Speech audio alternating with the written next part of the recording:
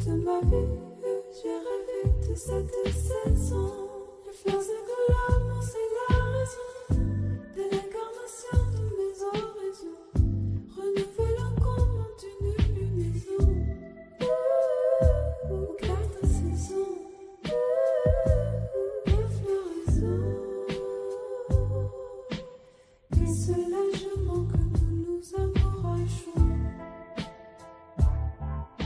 La belle unicité de notre dépassement.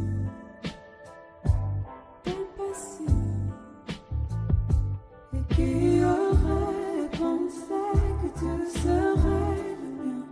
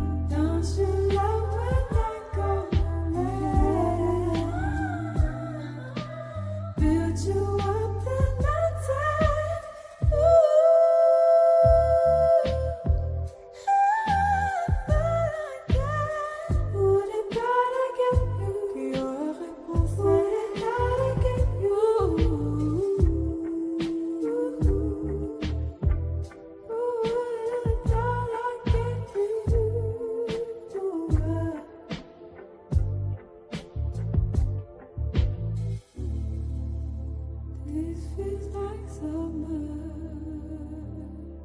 but you make me feel so alive. Mon cœur, mon amour, boy, you lead me to paradise.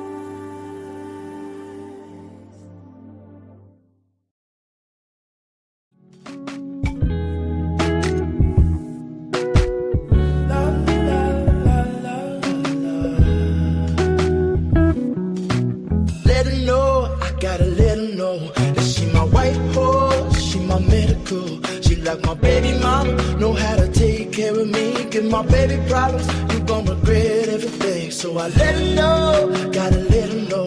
Came through the front door, I'll be ready for it. And if it's what you want, I'ma give it to you. Yeah, promise, I'ma give it to you. Miss that smile, Lord knows I ain't seen that in a while, but it's your style. So something must be up keeping you down. You a queen that must be heaven sent. Pray my soul, I must repent for not telling you what I meant and how I felt.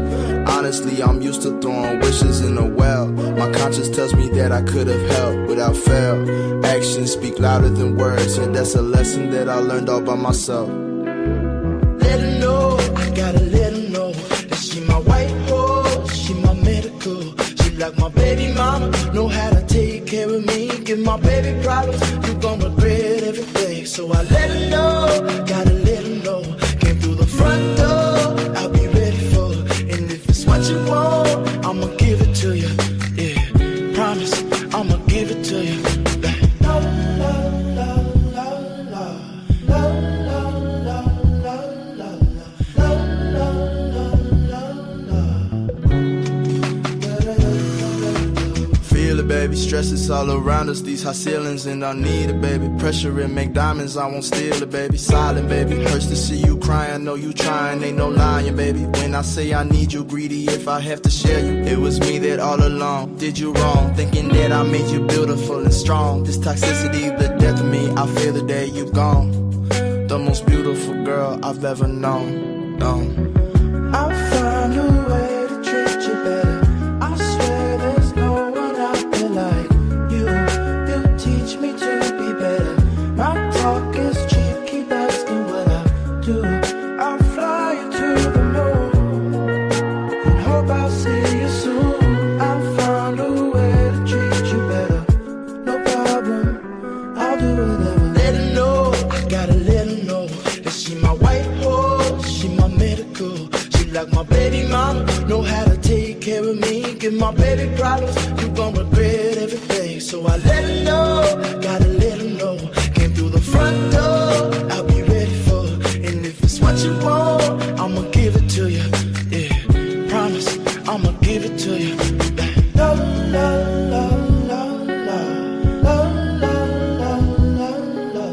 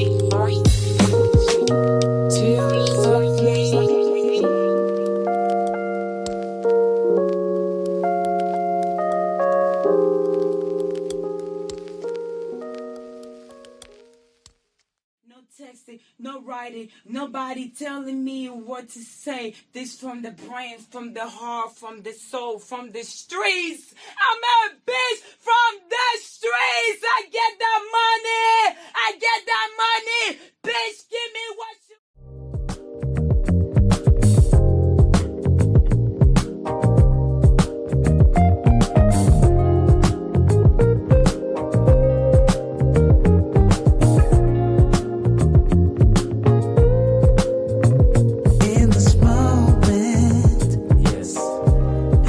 Say what's wrong or right. No. It's not hard to fool me. No. 'Cause I'm addicted to the good life. Yes. Yeah. Lead the way. I follow. No need to say. No. Where we are heading now, babe. I follow.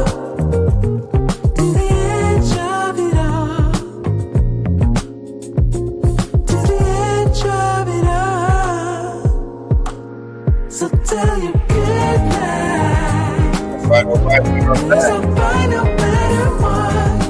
Yeah. Susceptible now. Before the moment flies. Ooh. So tell you good night.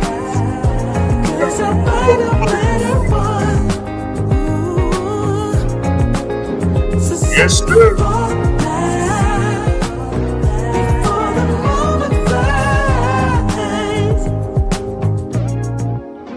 It's not a problem, no. 'Cause I know what I'm getting into. Yes. Yeah. And nothing Let's can go. stop me. No. 'Cause I'm addicted to what you and I realize. Lead the way. I follow. No need to say. Where we are heading now, babe.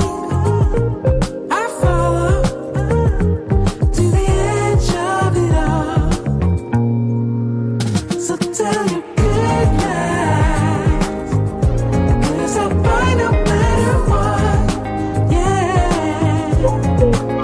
Susceptible now. Before the moment flies. Before it flies. So tell you good night.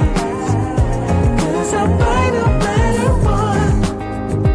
Let's go. Susceptible now. Before the moment flies. Yeah. Yo, hey, we are back. You want to come home with me tonight? It's been a while. So what is it this time? You just want to be held? Or you want the LD? What do you think it is? I want the LD, baby. And then I want to be held. That's all right with you? You know me. It's my duty to please that booty. All right. What's good? What is happening? What is going on? You are here of another edition of the Black Bottom Roscast, where we are here to bring the real, have grown folks conversations, and have a good time doing it. I'm your host, Ross Lee. I'm your MC. I'm your DJ. I am your orator for tonight. Shout out to everyone that's tuning in tonight. Shout out to all my A1 Day Ones. Shout out to my moderators. Shout out to everyone that tunes in on the replay gang. Shout out to everyone that tells a friend, that tells a friend, that tells a friend to tune into the Black Bottom Roscast. And as you see, my wifey, she's putting on here, welcome to the Black Bottom Roscast. Hit that like button on the way in. It doesn't cost you a thing. You know what I'm saying? Don't cost you nothing. And if you are new, please subscribe. I'm trying to hit a goal. I'm almost there. And once we get to that, we're gonna be off to the races, y'all. Um, Shout out to everyone that gave me this weekend my birthday flowers. I really appreciate all the birthday love that a lot of people gave me online, gave me on my Facebook page that are friends with me or follow me on Facebook. I do appreciate all the salutations and all the well wishes. Yeah, I did have a good time. Um, my weekend wasn't long enough. I did take the family to the Sox game on Sunday, and even though it was a 2.5 hour rain delay, and it kind of wore us out, and it started like right at the beginning of the damn game, and it's like, oh shit, we was just getting into it, but at least the Sox won. But I'm seeing that they are tied right now, so hopefully they pull that out. I hope everyone other than that had a great weekend. I hope you're having a wonderful week. I'm doing fine, and I hope you are striving to be the best version of yourself. It's been a lot of things. There've been a lot of other stories that's been going on with this Sydney Star or Sydney Favors, you know, tobacco that's going on in Atlanta. And what it's really showing me is that we are in modern day Sodom. The the agenda has been laid down for quite some time. The message has been strongly put in our face, and this has been duly received.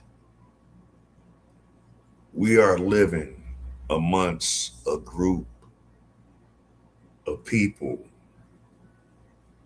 that want to utilize civil rights ideology, human rights ideology to incorporate in something that's not for accepting them for who they are, not accepting them for the contributions that they can give to society. It's to really allow them to be who they are. And that's perverted souls that are more willing to go over and beyond to put out their agendas, whether it's in television, whether it's in schools for children, whether it's in movies, whether it's in books, whether it's in everyday life, even in politics, to twist this whole narrative of inclusiveness to really tip the scales of how the world is supposed to be. And I understand a lot of you that might live that lifestyle. And like I said, I did a live stream a little while ago. I mean, not this year, but about a year or so ago, maybe a couple years ago, when I really broke this down in a more um, grounded, live stream. This is before I was doing like reaction videos when I would just sit here with just a laptop and my connection, and I would sit up and probably talk for like maybe an hour and a half, maybe 2 hours, you know, just read off different subjects that I would talk about. I think maybe one day down the road in the future, I might just, just one day just do that just to get away from all the other things and just stick on one subject matter and just talk about it and just get, responses and, comments from, the people that tune in. I actually lost I got a lot of pushback from that. I got a lot of people that once, called themselves associates or friends, as you may want to call it. And they was like, man, I never thought you thought like this. And my whole thing is this, and I'll say I said that once, and I'll say it again. We're in 2026 now. I said that probably 2024 maybe. I don't care how you live your life. You know what I'm saying? I don't care what you do behind closed doors. I don't care what you do in between the sheets.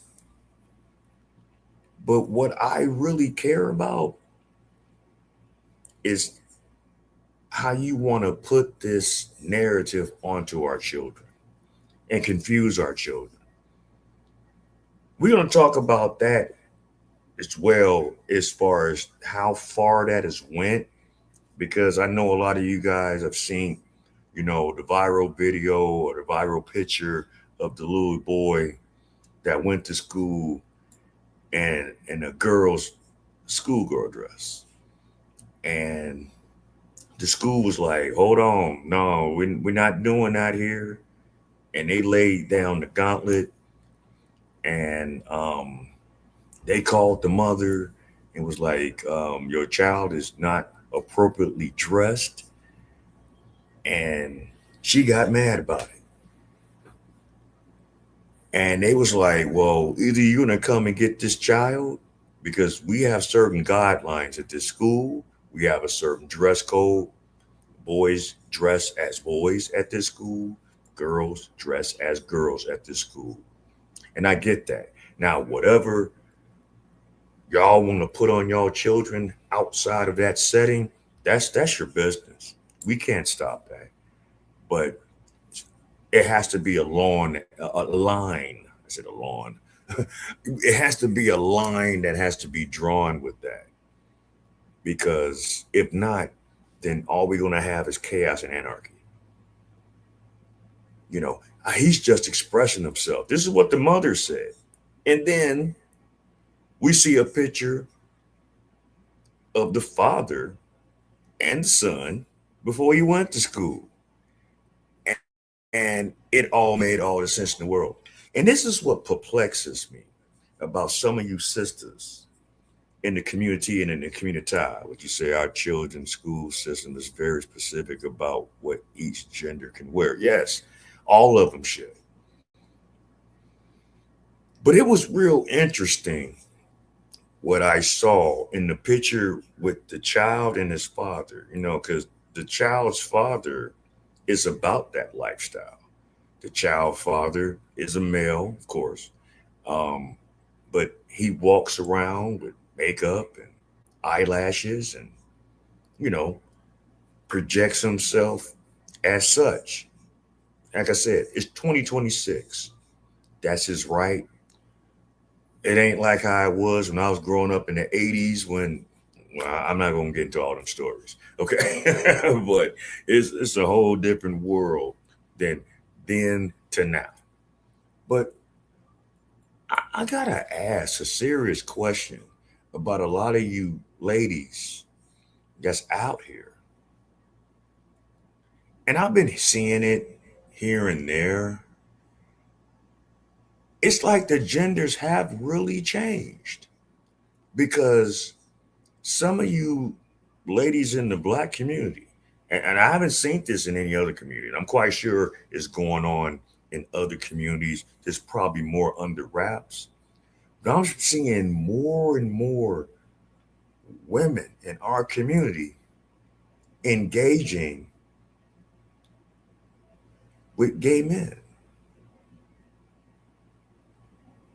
There are some women out here that say, hey, I don't mind dating bi men.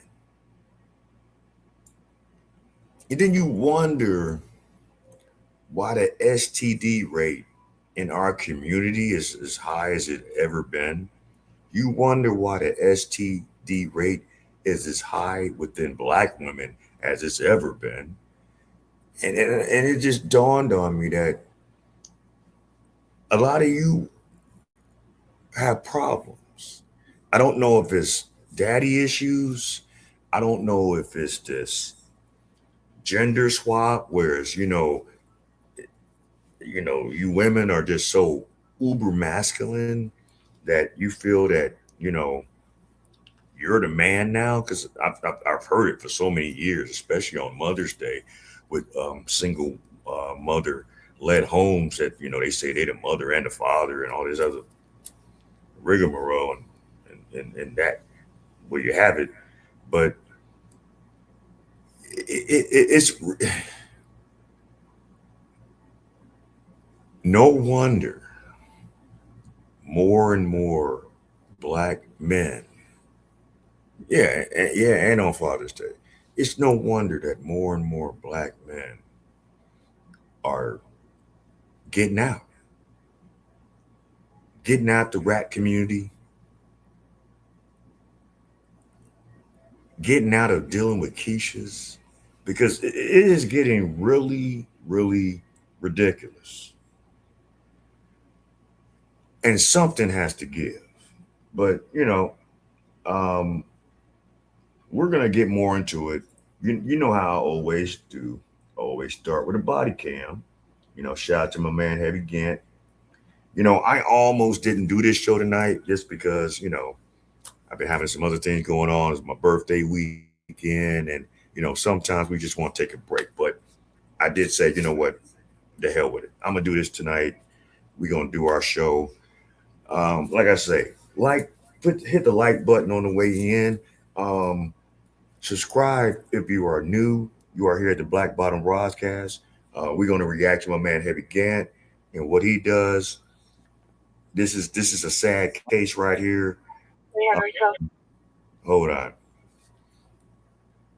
This is a sister, and I'm gonna break some things down with this in particular video as we go on with it, because it really made sense. Some years back, I had gotten to a bad situation, and I was in a situation with a person living in a certain area, and the things that had went on after the fact when it clearly wasn't to be. But that's another story for another time. I'm not about to get all off into that. But it all makes sense, and I'm gonna break this down as we go. So without further ado, I'm gonna let this ride, and shout out to Heavy Gant, and hey, let's go. Traffic stop on a driver with a suspended license. Do we have retail Skylight software?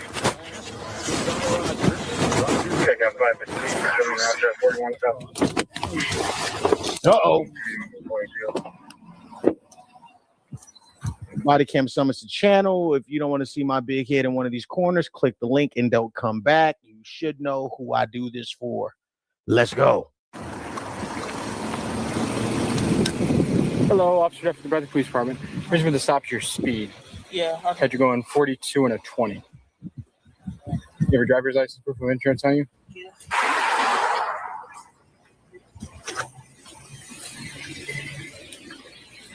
Is it Jania? Janaya. Were you aware that your license was suspended? Who? This is some Janaya activity. Come on. My license is not suspended. Your license is not suspended? No? They can be suspended. Okay. Can't come back for 6. I mean, they said it's suspended. It's suspended, but right away, we seeing the energy of a sugar bear. But hey man, let's just go. We gonna break this shit down. But let's go. 6. Can you confirm? Yeah. Jania's license is suspended, correct? You say Janaya? Oh yeah, Janaya shit's suspended. Because I know I go to court April 1st, but that's for insurance. But I got insurance now. I had to go to the DMV. I believe it might be for mandatory insurance purposes. Did you miss a payment ever? I had my insurance had collapsed, and then I had. Whoa. Oh wait, insurance did what, Janaya? Hold on, let's rewind this back. What did she say? Her insurance did what? Hold on, what you say? Go ahead, tell us what your insurance did. Because I know I go to court April 1st, but that's for insurance. But I got insurance now. I had to go to the DMV. I believe it might be for mandatory insurance purposes. Did you miss a payment ever? I had my insurance had collapsed. And then I had, Oh shit. She said her insurance had collapsed. Family. I don't know what company that she had insurance with, but when she didn't make a payment, her insurance didn't receive the payment, and the insurance like had a heart attack and like collapsed. It broke its ankle walking down the stairs and it collapsed. They was running up the elevator and they twisted their ankle and their insurance collapsed.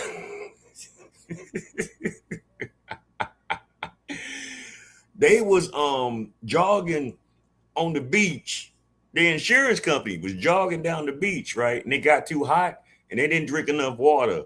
And the sun was beating on their back and the insurance collapsed.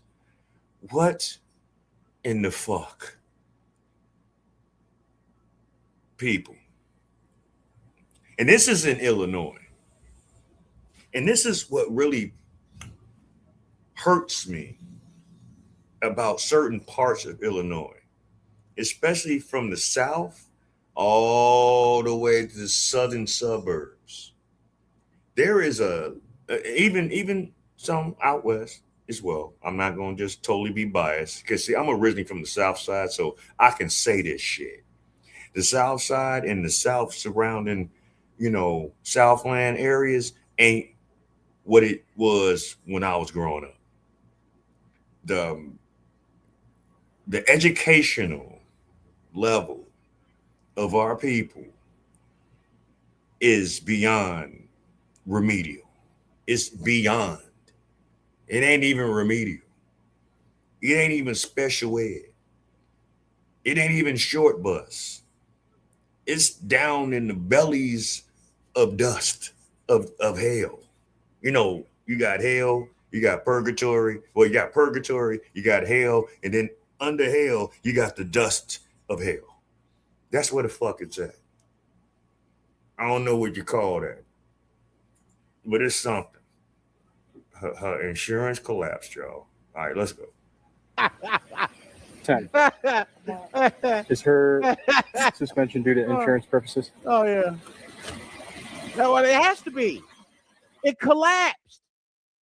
It has to be for insurance. I know my insurance collapsed. He said it again. Hey, dog, that when I hear somebody say something incorrect, I don't go out my way to correct them. What was that you said, ma'am? Please say it again. Come on. Yeah, so it's for mandatory insurance purposes. So I believe you got a ticket for insurance at one time. Okay. I know that. I know all they did was when I got pulled over by Skylar, he was like, "You don't have insurance." But I showed him a card, and he was like, "Well, it's not. The plate's suspended." And then I had got new plates. Mm-hmm. So now I don't know why my license is suspended. Well, you still would have to get insurance, young lady, regardless. You know what I mean? Insurance is what you have to continue to get. You have to maintain. Yeah, well, currently your license is suspended, and unfortunately, we do have to tow the vehicle, okay? Damn. Give it a call for a ride? Is it somewhere? Is it because she? No. Due to our department policy, we have to tow the vehicle if someone's license is suspended. We have to. We don't have a choice there.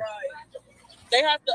I didn't even know my license was suspended. Now they got to tow the vehicle. There's no reason. In the suburban areas, whether it's the south suburban areas or whether it's the western suburban areas, if you driving around with no insurance and your license suspended, sometimes they might let you go as far as not going to jail. You're going to get your citations, but they're going to tow that car. All right. So, all right, come on, let's go. Ma'am, your insurance collapsed. You're supposed to know if your license is suspended or not. Is that why you can take it to my house? No, it has to get towed. Can I drive it if I have a valid driver's No. No, the vehicle has to be towed. Due to our department policy, we have to tow the vehicle. We have no say in that. If it was up to me, I would say yes, but it's department policy. We have no discretion. So when can she get her vehicle back? She can get it back today if she wants to. How much? For how much? You have to pay the admin tow to Bradley, which is $500, and you have to go to $500. Trust me. I messed around some years ago in Bellwood, riding dirty, trying to get my life together. Just got a car, didn't have the proper things that I needed. Did the got pulled over in the same situation. The $500 is not what you pay to get your car out of the impound. The $500 is what you have to pay to the police department to give you a waiver to get your car out of the pound. So before you even do that, if nothing else, you gotta put insurance on that car before you can even go to that pound and get it out. Now, you could get someone with a license to go retrieve the car, because that's what I had to do. You know, I got the insurance on the car. I had to break my ass and get $500 out the wheel. It took some days, but I wound up getting that. And then I had to worry about going to the impound to pay whatever it was for the tow and the daily storage to get it out with a licensed driver. After that, I did it no more. $500 is the ticket. Insurance has to be up to date, and then you pay the storage fee. Yep, exactly. Shout out to my sister-in-law, because she looked out, because she was the one that had the license to get my car out. After that, no more. See, this is the kind of shit that we used to be able to get away with in the 90s and the 80s, the 70s, you know, shit like that. Man, this is 2026, man. That shit ain't happening. Hell, that happened, well over 7 years ago. That shit ain't happening no more, man. And we in a new day. You got to have your shit together. And if you ain't got your shit together, you needs not to drive. But come on, let's go. She's about to find out the hard way. She's 20. She got time. Men's. It's a lot cheaper getting insurance, ain't it? And this right here, I don't like this type of shit. I don't like it when people get jammed up and then you got to send a tow truck, and then can you tow it to my house? Nope. We're gonna tow it to, you know, they're obviously going to be contracted with some tow truck company. So you got to tow it to their yard, and then that impound yard, every single day you don't get it, it's going to be a little bit more expensive. So I don't like that. That's why I make sure to have insurance, so I'm not in this situation right here. Come on. Feed to them as well. Mom. Even if you just have a situation where you ain't even got your license could be revoked. Your license could be expired. Your license could possibly well be suspended. If you ain't got that insurance, oh, you fucked. You are fucked. They'll give you a warning, maybe. No, you're definitely going to get some tickets. Yeah, it costs. Cheaper to get that insurance, man. It's cheaper to get that insurance. It's cheaper to just be an adult and get your life right. I don't give a fuck if you can spend money on wigs, weave, eyelashes, nails, fake Michael Kors bags, and fake Gucci and Chanel bonnets and all this other stupid shit that y'all be buying, makeup and all this other shit. You can get insurance.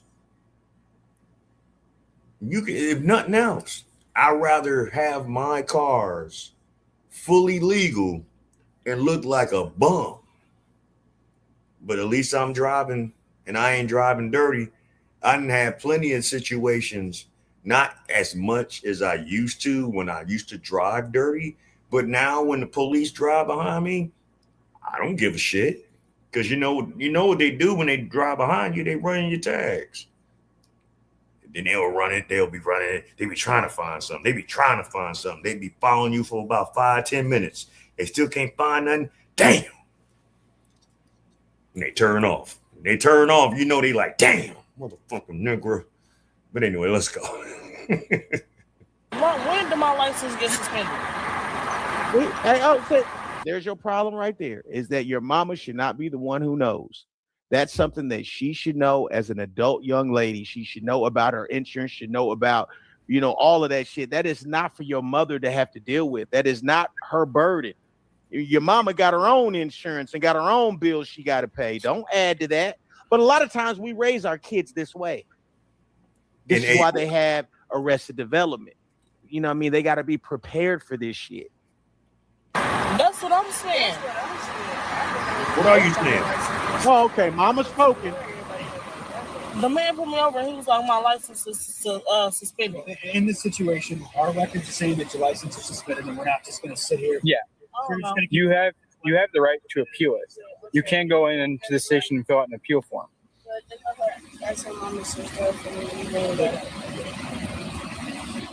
Ma'am? I don't even want to talk to him because he's getting smart. He's from the total vehicle. I'm not being smart with you. How was he getting smart? He just simply said, we got to do what we have to do right now. And if you have an issue, you can file an appeal.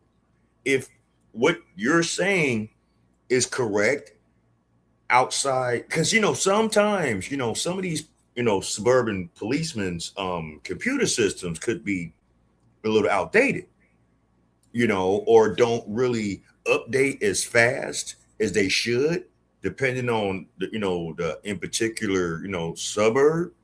It could happen. But right now, there's really nothing you can do. And if it's coming back in their system that you ain't got insurance and you're not licensed, legally, your license suspended, there's really nothing you can do. But if you already would have had that shit together before now, it wouldn't have been a problem. See, this is this half-ass mentality that a lot of us in our community do. We try to get over on the system instead of just working with the system. We try to cut corners, to be on point with the system instead of just taking care of your business with the system. Yeah, I understand. It was white supremacy. Oh, it is racism. Oh, it's this. Woe is me. Oh, reach around. Oh, fuck my butt. Whatever. All these things. I thought, when Trump got in office, that a lot of you women was getting ready to move out the country. But why y'all still here? If y'all wasn't in this country, you wouldn't have to deal with this shit though, right? Oh, y'all was just capping. Oh, y'all was just talking shit. Y'all don't want to go to Iran. Y'all don't want to go to Dubai. Y'all don't want to go to Pakistan. Y'all don't want to go to Africa. Y'all don't want to go to outside the country. Hell, you definitely don't want to go to fucking Canada. They don't play with y'all. They do not play with y'all. This is the shit that kills me about this country. They give women of all races so many chances, so many breaks, so many slaps on the wrist. But y'all want equality.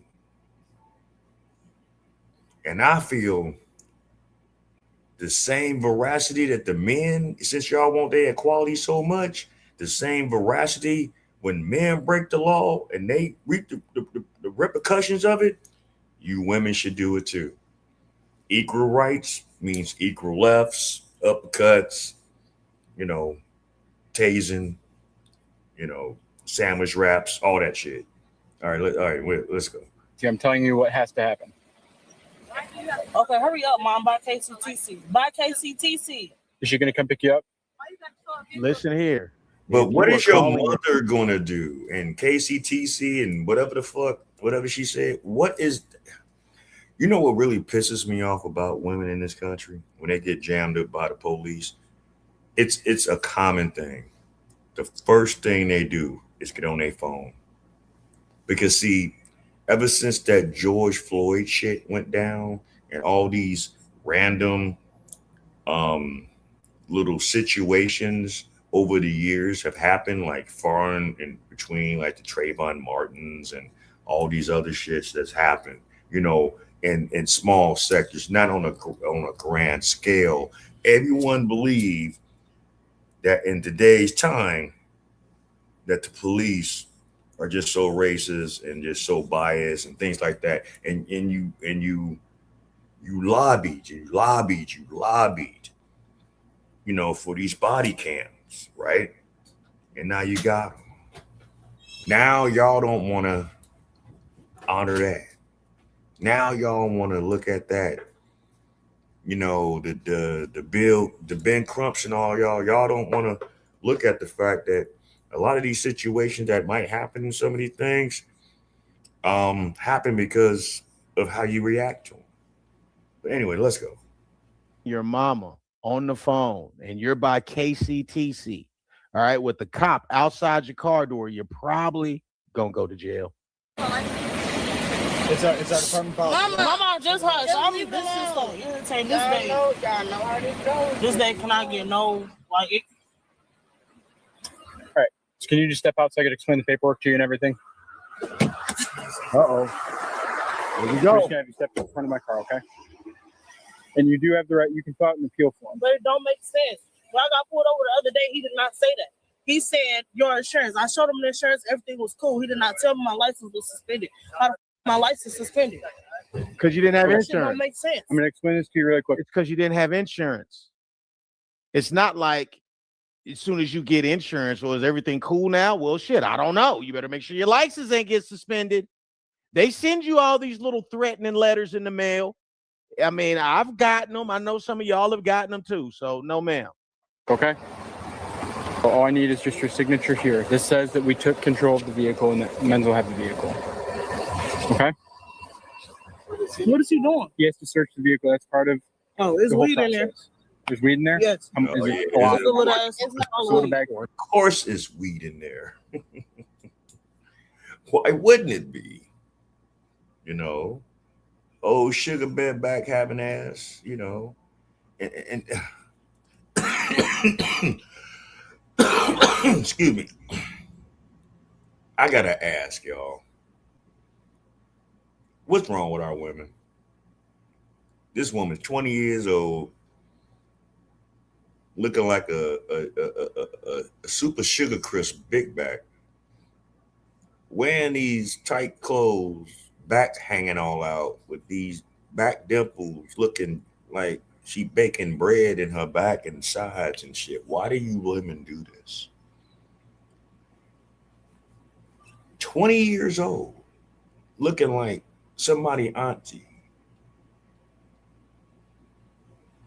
And you wonder, while men that have something going for themselves are totally disregarding you ladies because you have no care.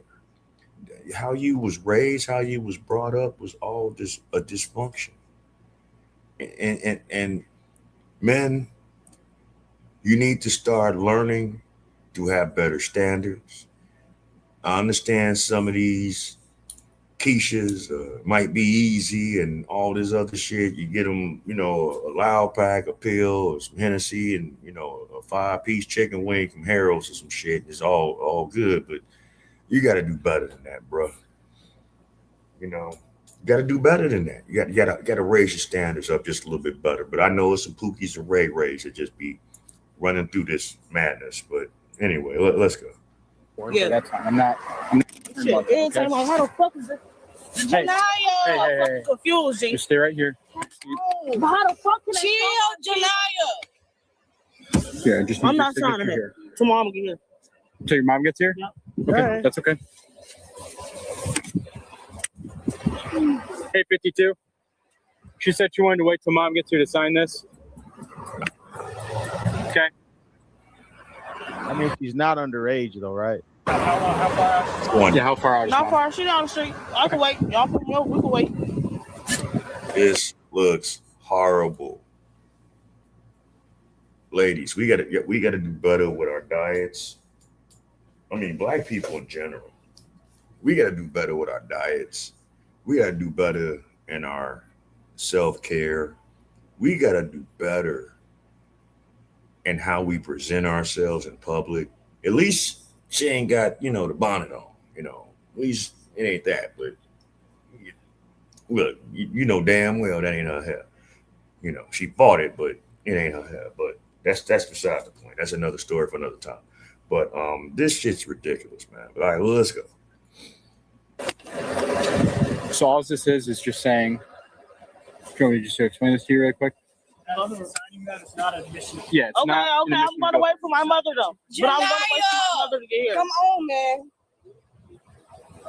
If I'm telling you, it's.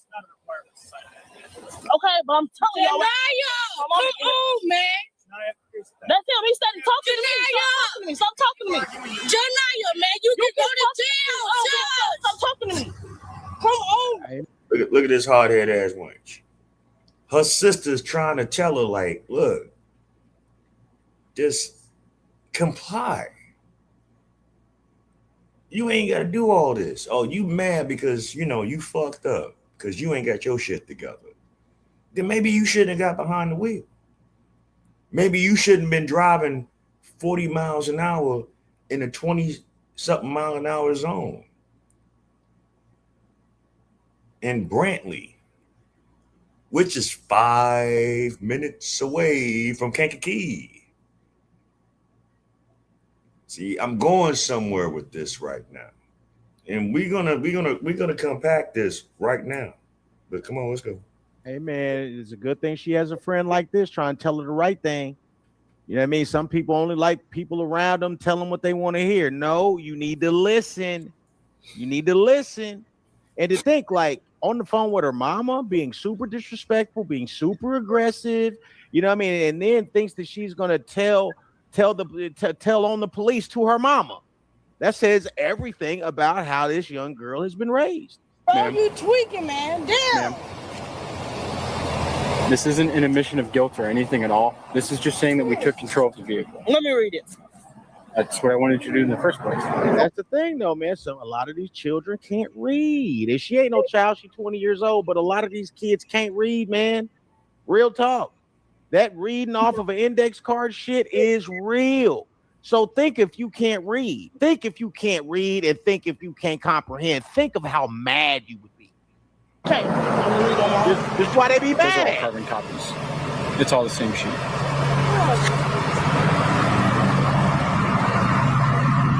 She ain't read it. She just looked at the page. Okay. Can't read a damn lick. Hey, just hang out back here with me, please. Hey, stop. Janaya! Hey. Get my fucking No. Damn. Stop. Should have been coming out. What if y'all arrested her first, bro? We're detaining her right now. We are detaining her. More of justice. Over there for her. She's being detained. Should have been coming out. Uh-oh. About to hold up. Anaconda of equality. That's Not an anaconda. I just like to say it. Hold on, man. Do y'all see this? Do y'all see this? What's up with that elbow? She don't use enough moisturizer, man.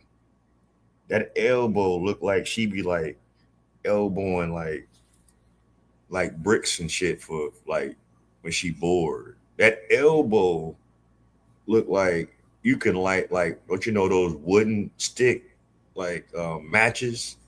Like if you need a light and she around, you can like, just light your match up under her elbow and shit.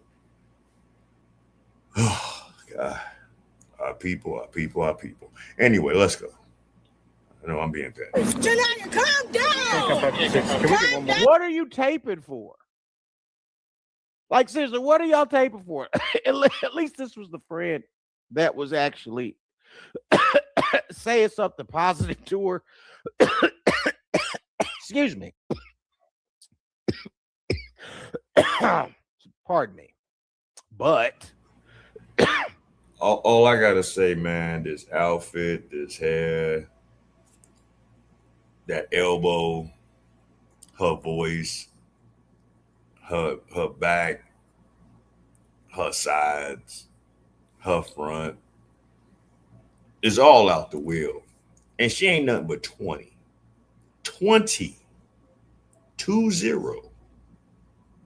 Imagine what she's gonna look like in 20 more years if she don't get her life together. If she don't get herself together. If she don't have some self-care for herself together. What she gonna look like at 40? I could only I don't want to imagine because I don't give a shit. But man, look, all right, let's go. What are you taping for? Who is this for? I mean, you're just basically on y'all social media showing how Janiyah is looking like a fool, is making a fool out of herself. Calm down. Can you please take our shirt? Because he's pink. I don't want it. Naya, stop. I'm going to call you. Making it hard. Okay. Here, Can you just let her go? She don't want you. Right now, you're just being detained. Can you just let her go? Yeah, they'll just let her go because you asked. Let me go. I don't want you touching me. We're gonna let you get your stuff. He has to search the vehicle. You heard her, Johnson, because her siblings said, they should let her go. So what should we do? We should let her go? No, bitch. No. Bibbity bop, you going with that cop to jiggity jail. Cuff that honeycomb sugar bear back ass Keisha in that fucking patrol car. The fuck? Go first. I have to do an inventory. Okay, I'm going to talk to me. All right. Vehicle. Stop. I'm not going nowhere. Let me go. Stay right here. Stay right here. I'm going to say hush. She said, shut the fuck up, man. You're doing too much. Chill. I'll talk to you, Sergeant. What's the issue? Okay, so I got to put her in the car. We'll talk to her in the car. Why do some of you women like this? Walk around like that.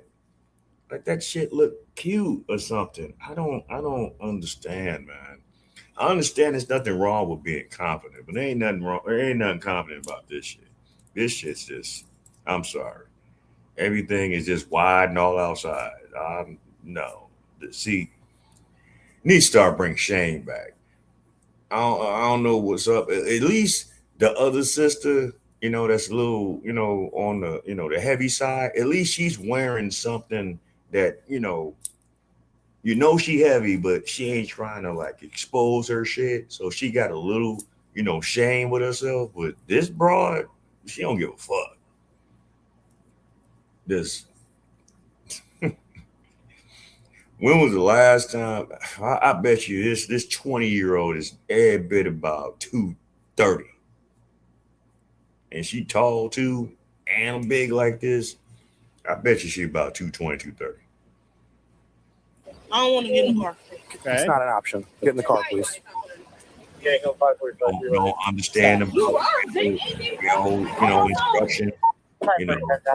Don't have a male role model. Did she get searched yet? No. Then search her.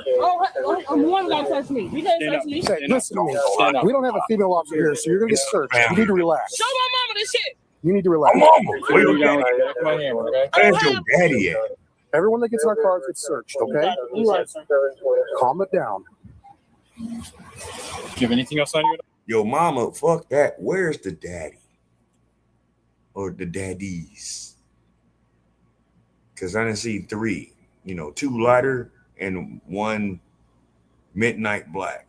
So it's safe to say that whoever the mom is, none of these kids has the same child's father. None of them came from the same daddy. It's just typical in the community. Like I said, this is Bradley. But anyway, let's go. You know nothing? Nope. Go ahead and sit down. I'll talk to you in just 1 second, okay? Sorry. Get in the car, please. Bradley, Illinois. Come get in the car. Okay. Goddamn man stuff. You want some help? No, I need your help. My plates, they said my plates was expired. I just went to the DMV like a couple weeks ago, got new plates, got new everything. Now they said my license suspended, but nobody's never said that. Well, I just looked at your license and you are suspended, okay? It looks like you got a ticket for no insurance and it looks like you got too many speeding tickets or something, and you're under 21. There you You go. can only get 2 tickets in a 24-month period, then you go suspended. So that's what's going on. You went suspended on February 26th. Okay. Well, I bet that insurance is expensive for her. So here's the deal right now, okay? The eyes, Chico, and look, she's not responsible enough to be driving. This officer over here, I just asked him what we're going to do, and because right now it sounds like you were obstructing our police officers by walking up to the car and everything, okay? That's an arrestable charge, and so is driving suspended. But he said he doesn't think it's necessary to take you to the jail. So if you want to calm down, it sounds like you're going to get some citations to be on your way. If you go to jail, well, we have to tow the car. We don't have a choice with that. That's a village ordinance. Yes, you do. No, we don't. We're not Kankakee. Yeah, you do. Towing your shit. You have no leverage, you have no control, you have no power to make them do anything at all. And see, and there's so many black women in the community that feel because they aggressive and big backed and act the way they act and can get all these assistances without the help of a man, which they are getting help from a man. They're getting help from white zaddy. But fuck the men that birthed you, you had kids with. All you want to do is take their resources because that's the perpetuating thing that has gone on in the black community for many, many, many decades. So this is why this is the outcome of this. This is the outcome of no structure in a home with a balance of a woman and a man. This is the outcome of the entitlement that a lot of these women get, taking advantage of the system. And just to let you guys know, this is in Bradley, Illinois. She was talking about how, well, this didn't happen in Kankakee, and Kankakee is 5 minutes from this area. So I can almost bet, and I'm looking at her mannerisms and how things is going in this. I can almost guarantee that these people live in Kankakee City. And if it's one thing that I do know, and I know this from experience, from actually being out there some years ago, the black community in Kankakee is all fucked up. There ain't nothing but government assistance, single mother ran homes, apartments, complexes. The actual annual income for black families in Kankakee is under 30,000, 25,000 plus to be exact. And the percentages of the children in Kankakee City range anywhere between 25 to almost 40% of children under 18. So all these women that move out to Kankakee, they take advantage of the general assistance, housing, and child support. Living in bullshit, have no expectations of doing better. But they can get these cars, they can get these little clothes and hairs and all this other shit, but they don't care about improving their education nor their lives. It's a shame. Trust me, I've seen it firsthand. But all right, well, let's go. You about to see a typical Kankakee family right here. She's and again, is this person gonna learn? I don't know. Probably not. Probably only gonna learn the hard way, like most people, right? Especially when she has folks around her telling her the right thing, and she don't want to listen to that. Is she gonna learn here? You think she ain't hurt? Ain't nobody told her? So again, like maybe I don't know what the situation is with mom. I still tend to think that she was raised to be entitled. That's why she was on the phone with her mama. But I mean, come on, man, look at this behavior. You think somebody didn't tell her, boy, you better quit speeding. You better quit doing this. You better make sure you have insurance on your car. I'm sure she heard that shit. She just is stubborn and hard-headed and gonna do what she want to do. In addition to being raised in an entitled fashion. You see, sometimes you can raise a kid in an entitled fashion, but you're still telling them the right things while raising them in the wrong way. Does that make sense? And we're Right, I Bradley. can tell. I know. Bradley's different. Yeah, I know. Try to get out this car. In a second, like I was just explaining to you, right now, you committed 2 arrestable charges. Now she said she just mentioned, oh, Kankakee didn't do this. Well, that ain't Kankakee, though. It's Bradley. Now, don't get me wrong. In Kankakee, it's pretty even amongst blacks and whites. There's more whites out there than blacks. It's roughly about 44% of the population is white. It's 40% population of black, and there's 24% of population of Hispanic. Right? Hey, what's happening? But the tragedy, let's just do some numbers right quick before I go on with this dysfunctional bullshit of what we're watching right now, right? All right. Hold on. This was one thing that I pulled up earlier. Hold on. Kankakee County's content statistics. Total children in Kankakee City, Kankakee, Illinois. Approximately 22.3% of Kankakee population is under the age of 18. Child poverty rate. 15.8% of children that live below poverty line in Kankakee County. That's throughout the whole county. All right. I don't got no lights out here. It's dark out here. I'm on my way to Chicago to chill at one of my people's. Hey, man, y'all, you be safe, okay? I understand. We had that situation at the last storm out in the western part of the state, and it's crazy. This has been a crazy storm-filled year. But I'm just bringing up some percentages of what's going on with this situation. All right, here we go. In the city of Kankakee, Illinois, blacks or African American population is approximately 9,500 to 11,200 people. That makes up roughly 40% of the city's total population of about 2,400 residents, right? City versus county demographic breakdown. While the black community comprises of 40% of the city of Kankakee itself, the border Kankakee County has the total population of around 107,000, where black residents make up about 15%, roughly 15,500 to 17,000 people. That's because Kankakee County is a higher living. It's Kankakee City that's broke. Kankakee City is the old block of Kankakee County. Kankakee City is the Inglewood of Kankakee County.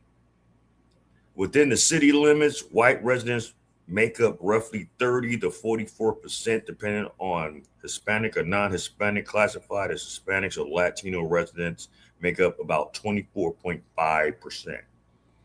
Why am I saying this? The percentage of blacks that live in Kankakee City are one of the most poverty-stricken communities in that area.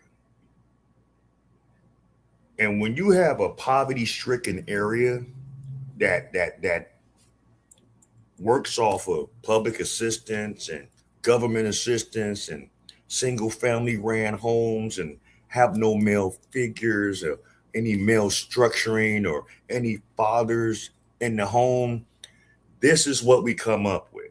This is what happens. You wind up with big sugar comb, dig 'em smack back ass bitches like her that's raised by their mamas that don't give a fuck either, acting the way she act. All right, but let's go. No gratitude, no thank you, no nothing. She feels again entitled. Entitled. In a second, like I was just explaining to you, right now you committed 2 arrestable charges. I ain't do nothing. Okay. Driving with suspended license, didn't even know that shit. Okay, you obstructed us too. He talk about walking up on him. I was walking on the side of the driver's Did you get told to stop? No, until I was all halfway to the car. Okay. She needs to go to county. There you go. What? Yeah. Jail. Biggity bop, you going with that cop to jiggity jail. You honeycomb, dig 'em smack back having ass. Shit's crazy, man. But it gets better. So come on, let's go. She's right there. That's my mom. Your mama. Okay. Why is it just Because she's driving on a suspended license, She ma'am. didn't know her license was suspended. Okay, that's not a defense, ma'am. It's being. I tell you, the bigger the bonnet, the bigger the Her problem. car. She's driving a suspended license. Car's being towed. Okay. My car have insurance and everything. Okay. In Bradley, we have an ordinance that if you're driving suspended, the vehicle gets impounded. Okay. Okay. What? And she's going. You see why she was on the phone with her mother? You see why?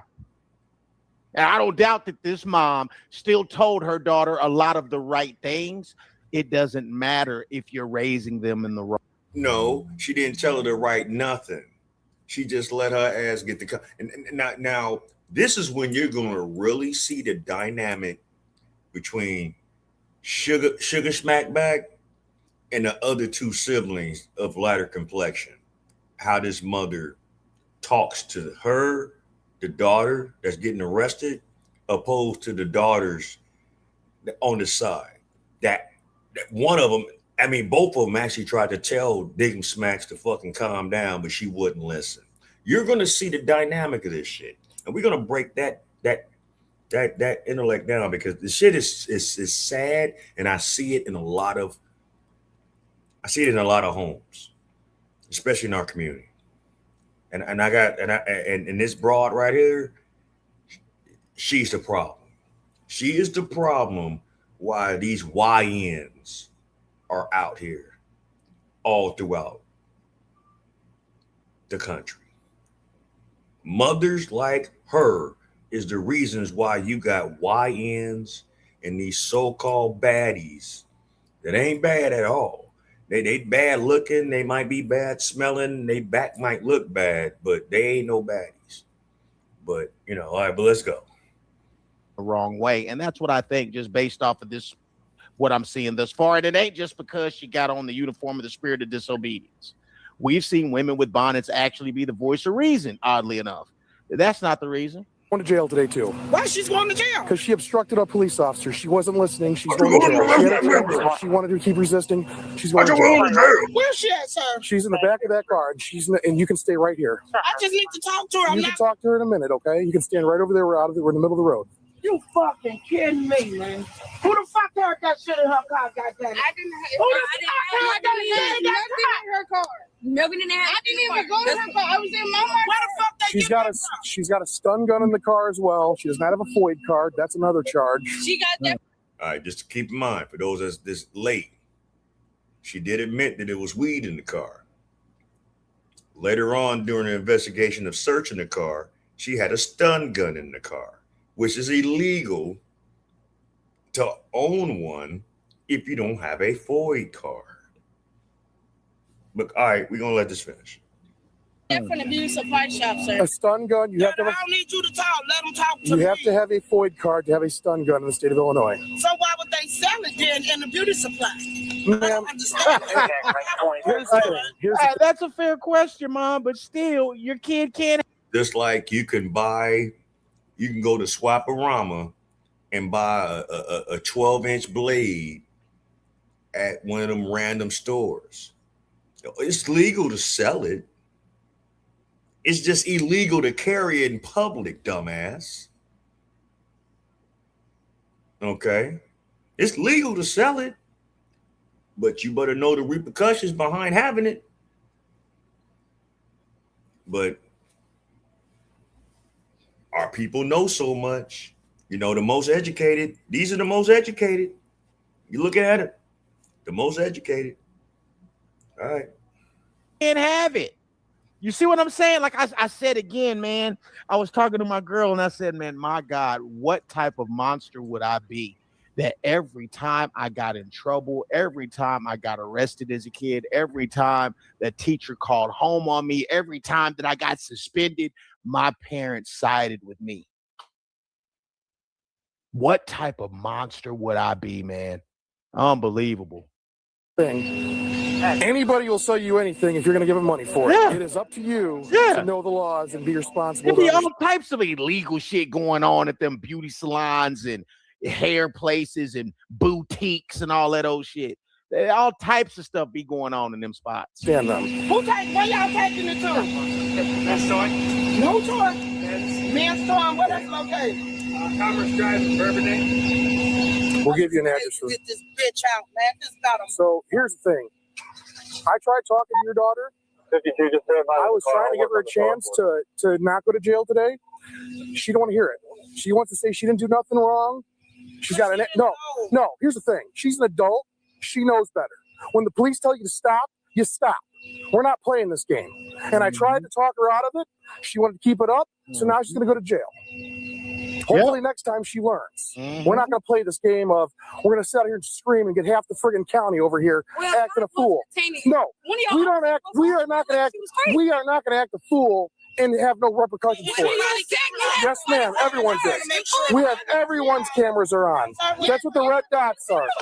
Everyone's cameras are on. Damn, y'all are looking crazy as a family on the Heavy Game channel. Just as a family, like this, when this mama pulls up, right? And we get to having this interaction, it makes a lot more sense. Man, everyone. Listening to this, she's snapping on these two siblings right here, right? Now, if you really paid attention, the mother looks like Sugar Bear in the car. These two don't resemble the mom. And you know what I've noticed that happens in a lot of these single mother ran homes with 2 or 3 or more children? Is always the children that don't resemble the mother that gets the most backlash, the most hate, the most animosity out of a child that resembles her, right? The dynamic of this, I don't know how old, well, the other girl, Sugar Bear, is 20. So I'm assuming these other two are older. They don't look nothing like the mama. And I could almost guess that all 3 of them got different daddies. She babies the dark-skinned sister over these other 2 sisters. And that's a problem. She treats them like shit, but babies that ungrateful sugar back ass. And that's not right.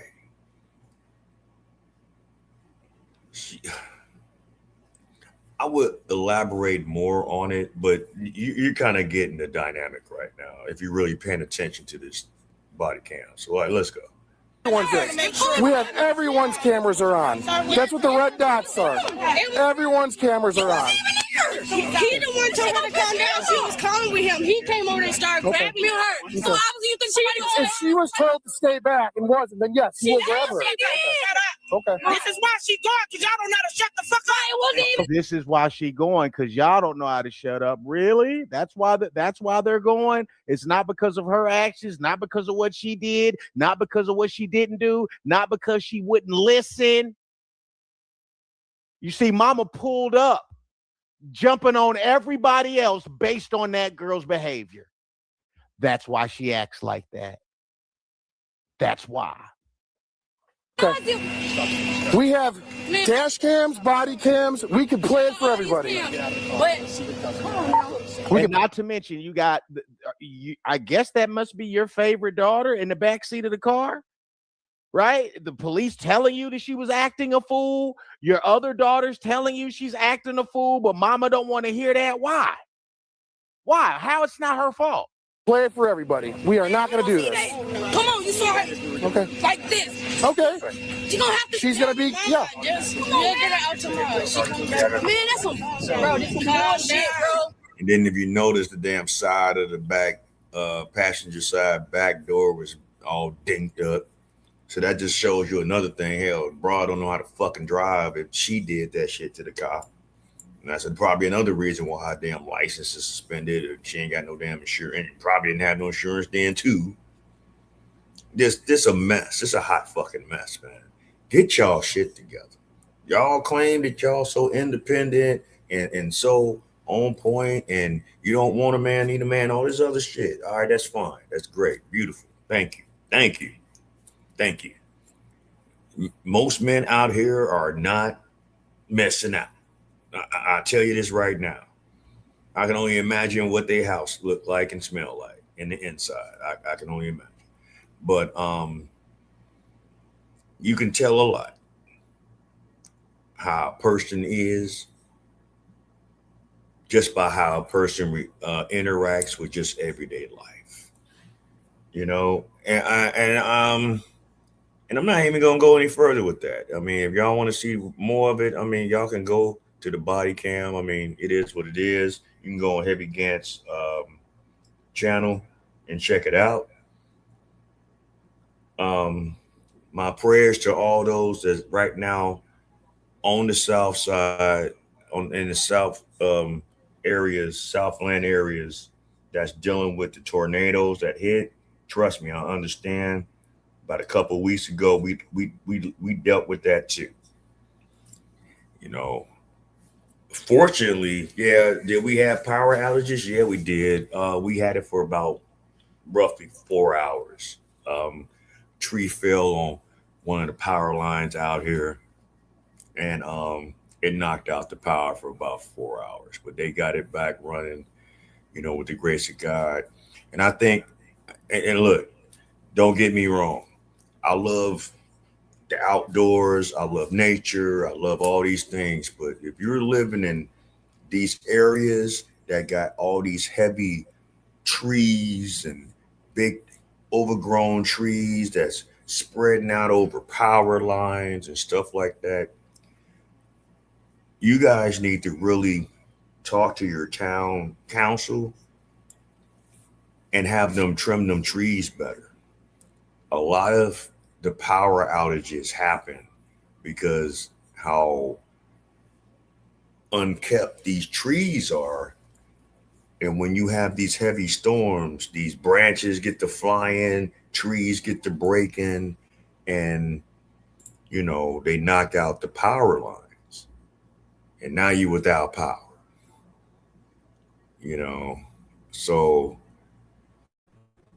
if you really want to change certain things in certain areas, I would suggest that people in the whole that have that live in areas that have heavy tree coverage to go to your city councils and demand that they at least get out and trim them trees better, whereas it's not such in the way of these things.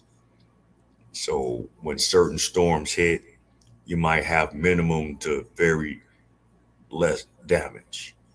Because I know in the south suburbs and, you know, stuff like that, y'all get it hit hard, especially if those storms hit y'all way. But anyway, we go off to the next part of this. We got another reaction from a man, AC. I didn't realize that Shahzar Ali really doesn't like men. Yeah, it's 2026. It's been terrible weather in Chicagoland area, Indiana, yeah, all that. You know, I gotta check on my mother, you know, soon, see how they doing out there. hopefully it didn't affect them because they already dealt with the last storm that went through us and ripped through the whole from west to south. So I got to check on her soon. But I used to respect Shahrazad Ali for some of the things that she was trying to say about how black women need to really move and act out here. But her real hatred is really towards men. And what I miss about old television is TV shows like Donahue. There was a couple other shows that was out, right? Hold on, what the fuck? But I miss TV shows like Donahue and stuff like that. They really had sit down conversation. This was before social media. This was before, Housewives and all these reality TV shows. Back when I was growing up, talk shows was actually talk shows. Television was actually television, right? So she was on a panel with a black man that's a doctor in psychiatry, and they was having a one-on-one discussion while Donahue's the moderator. And this shit went totally left. But I'm gonna let AC bring it up, and then we all gonna discuss it. We're gonna react to it. So all right, let's go. But another one that was close to it was this one that I dropped on Shahrazad Ali. The utter disrespect and contempt that she's shown these professional brothers on this show was appalling.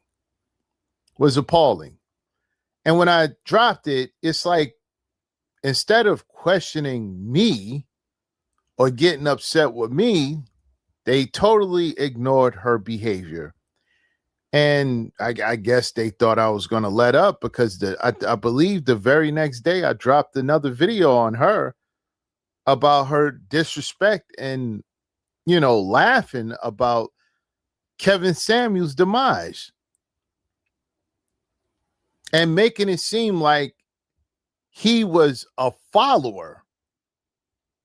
She was so boastful to say, "Oh no, I wasn't following. He was following me. I didn't care about what he was. He was either I was going to do this, and if he didn't want to do it, then so be it. But then he died. Ha ha ha ha." I was like, wow. Really? So I don't care what anybody say.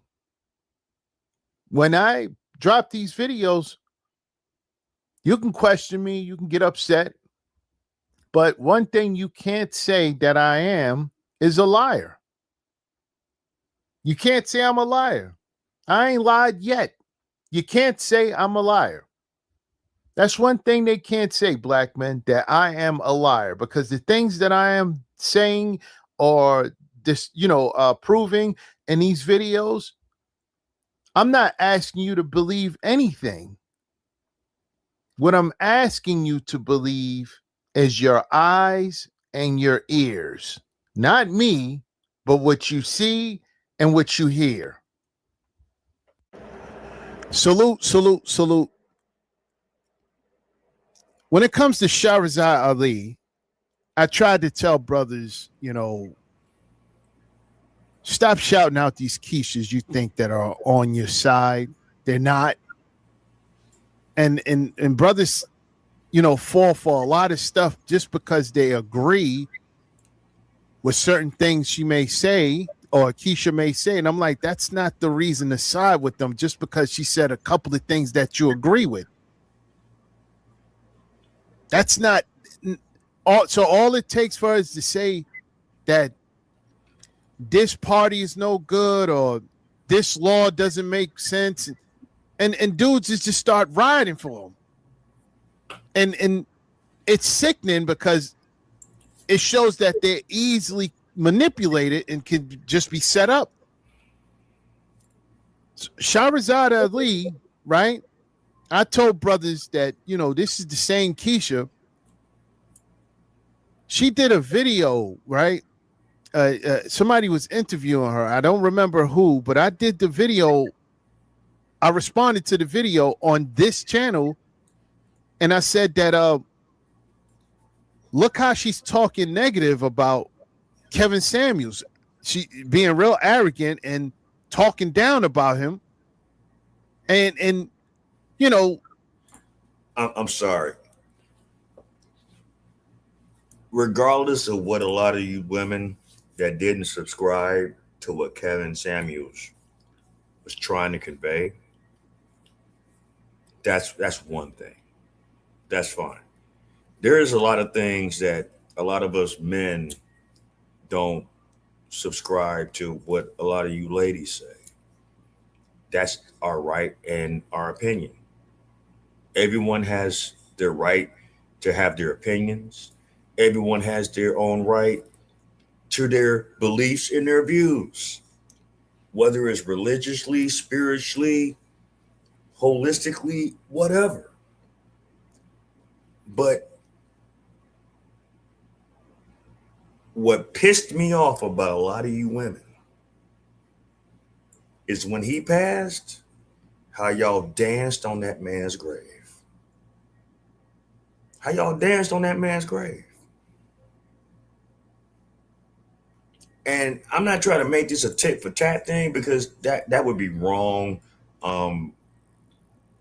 Men, we need to stop lowering ourselves when certain women get in their feelings and, show who they are emotionally at times. I mean, with disagreements and stuff like that, because they don't want to agree with what you have to say. I mean, that's fine. Like I said, you don't have to agree with everything a man says. And that's understandable. But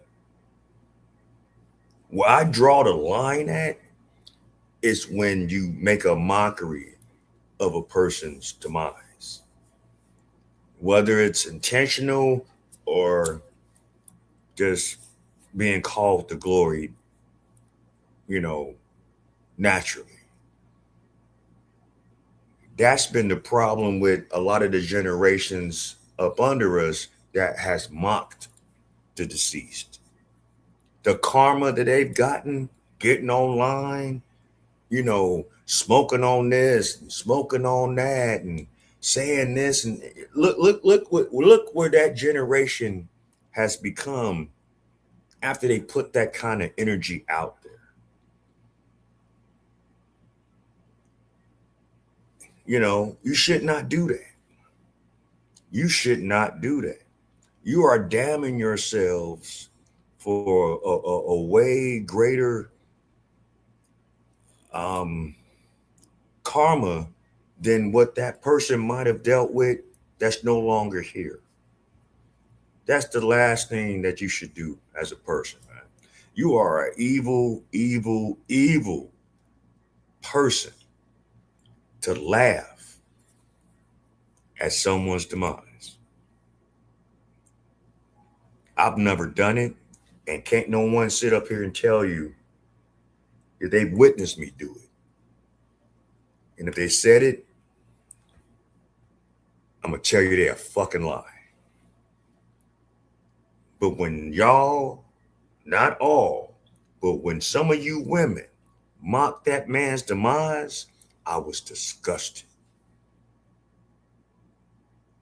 I was disgusted. And all he tried to do was help us. Help us be a better version of ourselves. Help us look at ourselves in a different light. Help us change ourselves for the better. Not to degrade us, not to disrespect us, not to put us down, not to be even petty, but to improve us. That's right, exactly. That's still someone's father. They don't care. These demons don't care. Just because you got that head crown on and you're about the Nation of Islam, that don't mean that you're righteous. I done seen some of the most demonizing people in a lot of different religious sects. Okay. That don't mean nothing to me. What religion you claim, what ideology you uphold. That don't mean anything to me. It's how you really move. You could put on a fucking show in front of a group of people and say all the pretty things and all the things that galvanize and energize the people. But if behind closed doors, you a piece of shit, you a charlatan, you a hypocrite. Don't mean nothing. But anyway, let's go with this, because this disturbed me. When I first saw this, I was mortified. But all right, let's go. Snickering about his passing. I did that same video here for the day ones that remember. And I said in that video, all he did was shout her out. All he did was shout her out. The disrespect and the ego for what? It wasn't surprising to me. I know who she is. I do research on people. You got to stop siding with Keisha's just because they say something that you agree with. Do the same thing with Candace Owens. They literally, I did a video about Candace Owens. You had a bunch of simps in there simping for Keisha that's a Brad worshiper. It was nasty. And I was trying to tell them, like, listen, any one of y'all get pulled over and get sent to the upper room by, Brad with a badge, and it gets to her, and you've done nothing but just been pulled over, she will be trying to justify why Brad sent you to the upper room. Doesn't matter. And then she'll pull out, don't be arrested for an old charge.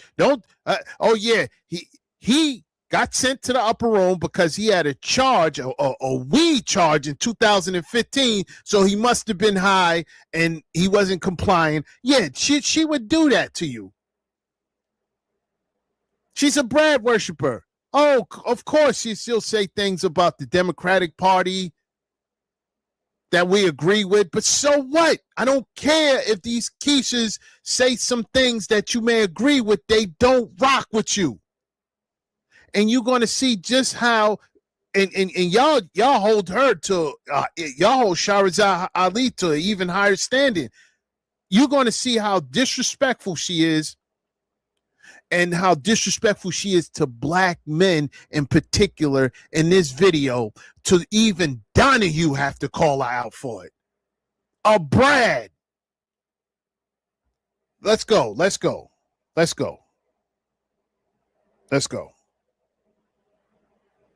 Civilization, a man's son, is the greatest gift God can give him. Has no relationship at all. He's not only disassociated from us, we are frightened, we are scared, we are vulnerable, we are left to have to turn to you. It is very natural that we would be attracted to the white man since you have more power and authority over our life than he does. Oh, wow. So I guess when a black man feels that he needs to go over to the white woman or any other race other than black women, then that's a problem. Really? Did you just hear that?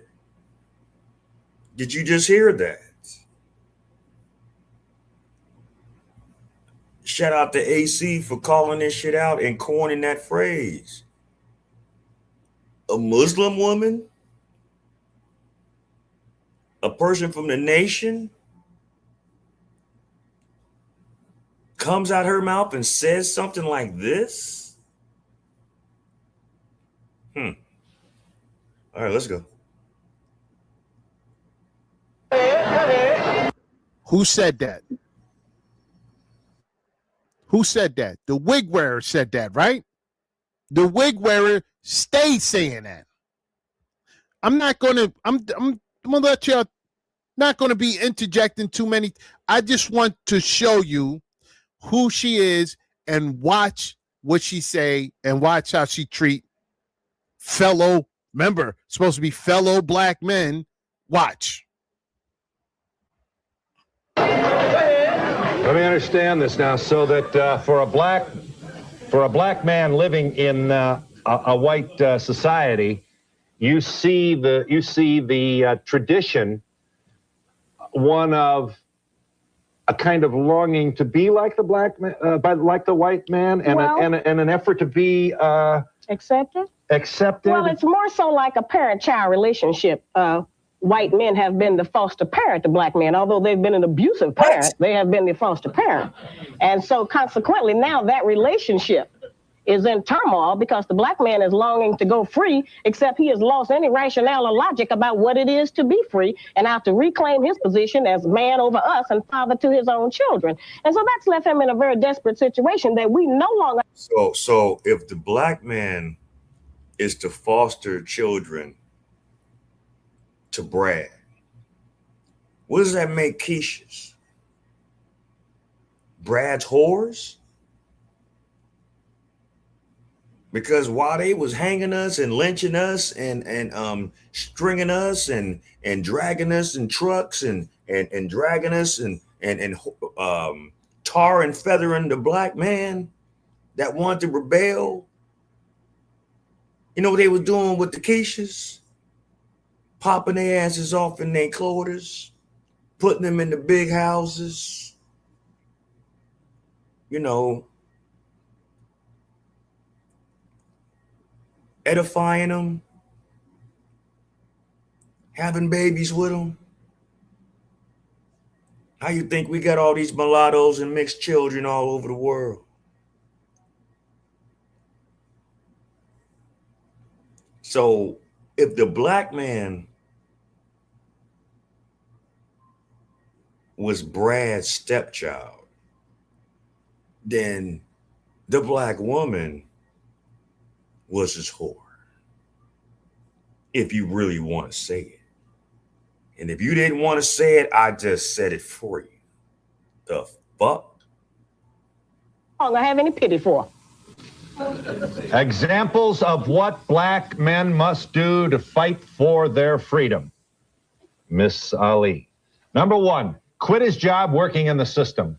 He's got to separate himself from his former slave master. This is number 11, Brian. Can we see it? Number two, abandon all his credit cards. Absolutely. That $1 down, $1 a week has failed many a black man. Default on his car note in order to give full attention to important issues in the struggle. Absolutely. Many of them have. How are these things supposed to help the community? Fine wardrobes and fine cars, and their babies are hungry. We haven't got enough black men in jail. You want to put some more in? Well, you know, that's another aspect of it. Some of our strongest and bravest and boldest black men are in prison. We got 500,000 of our men locked up. No civilization where the nation of...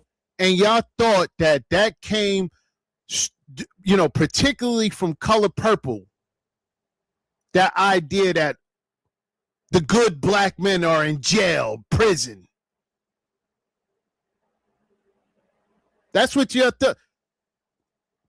And again, there's some things that she's going to say that y'all might agree with. But you have to read between the lines. You got to look at the belittling. No, they weren't our foster parents. What do you mean? They were our captors. What are you talking about? What do you mean they were our foster parents? No. This wasn't no child parent. No. This was just straight up abuse. Positions of power.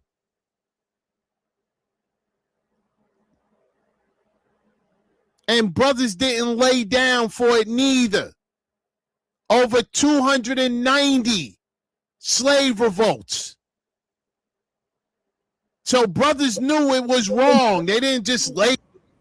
How many people knew it was well over 290 slave revolts in the history of slavery?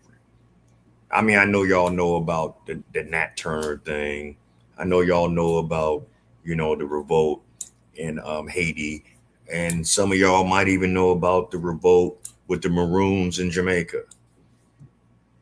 That leaves 287 more revolts. How many of y'all know that actually happened? See how things have been watered down? Or you never took the time to search for this information, this knowledge? Even in the nation, it shows you that these Keishas, these black women, don't respect their men. I showed you the video when I broke down what AC was talking about with Betty Shabazz and how she really felt about her union with Malcolm and what she did and how she did it. If you didn't, go back in the archives and take a look. It's pathetic.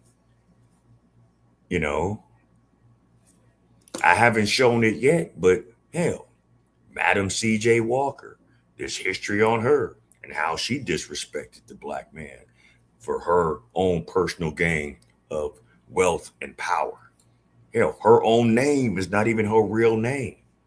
She stole that from someone who she was married to at one point.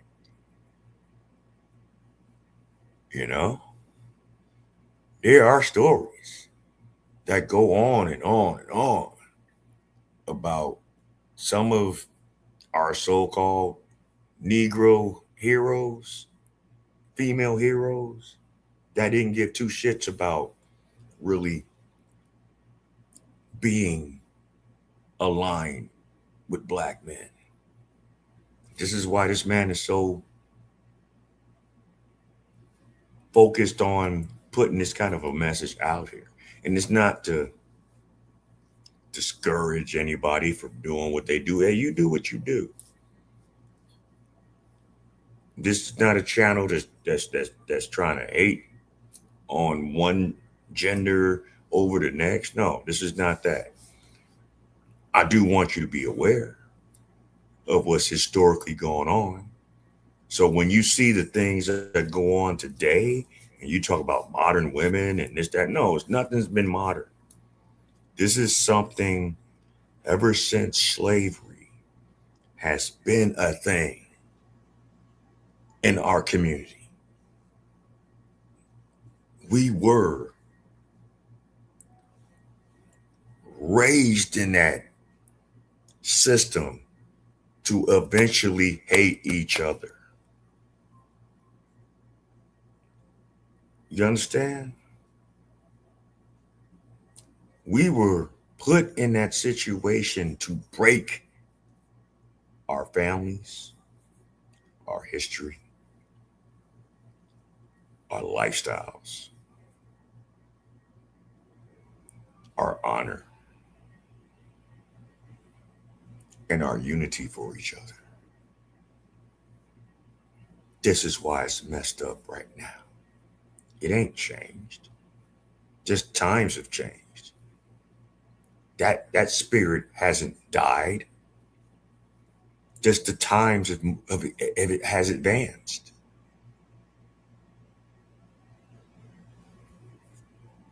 This is a sad, sad thing. And as much as I respect history, we can't forget it. Don't just gloss over the surface level and just look at these things and these people and these characters and history and just think, oh, wow, well, they did this. Well, that's all it. Remember, I grew up in an era where we only had Black History Week.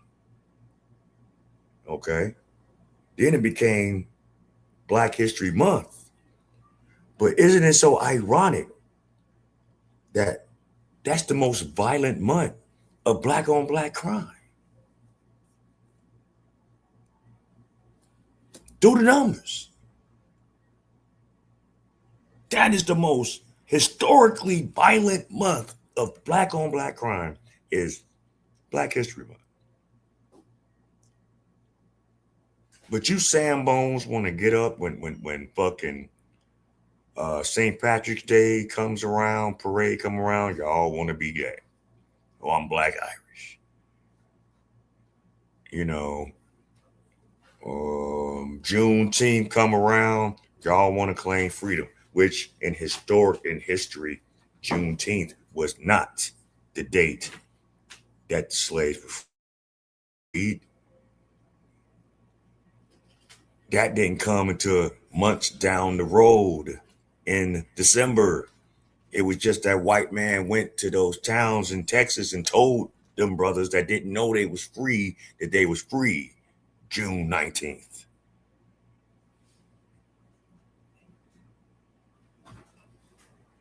You said what you said. I'm just saying, if you really want to know what the true, it was, freedom of black slaves, it wasn't Juneteenth. Sorry. Y'all celebrating a fake, fictitious holiday.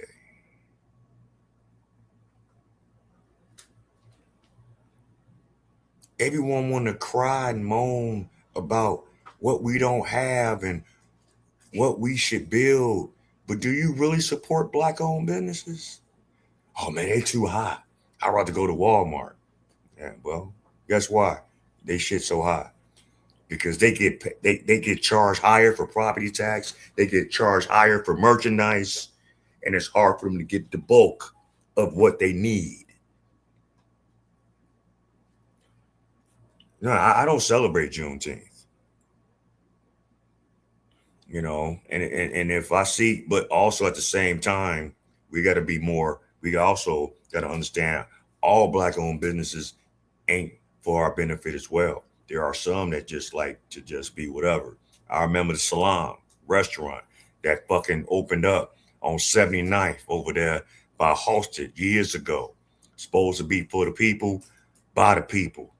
I went there in the 90s when they first opened up. Them punk motherfuckers in the nation had me sitting at that table for an hour and a half, serving every other Muslim up in there except me. And I'm like, hey, what's going on? Oh, we were just busy. Y'all been bullshitting around for like an hour. Y'all done already served. It was like maybe 10 people in this restaurant. You served and gave them their food, and I'm sitting there like a fucking bump on the log. Now they only open up for whatever they do because that was really what it was made for. It wasn't for the community. It was for them to show themselves. I can break down a whole live stream about my time seeing what the Nation of Islam was all about, but that's another story for another time. But let's go with this shit right here. So let's go. Lay down and let it happen. But let's go. Let's go. Of people is as small as we are can survive with 500,000 black men locked up because of their frustration. You don't sound very empathetic. I'm not happy. I'm enraged because I'm alone. I don't have anybody to hold me. Well, that's your problem. But you just say.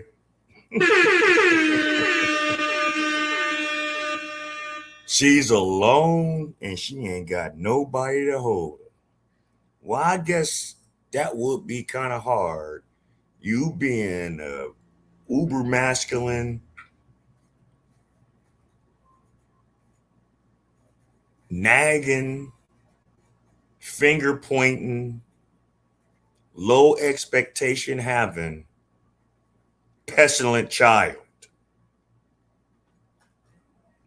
at your old age. You're Muslim. You should be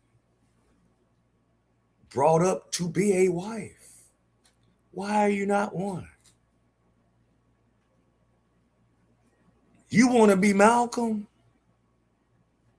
You want to be Elijah? You want to be Farrakhan?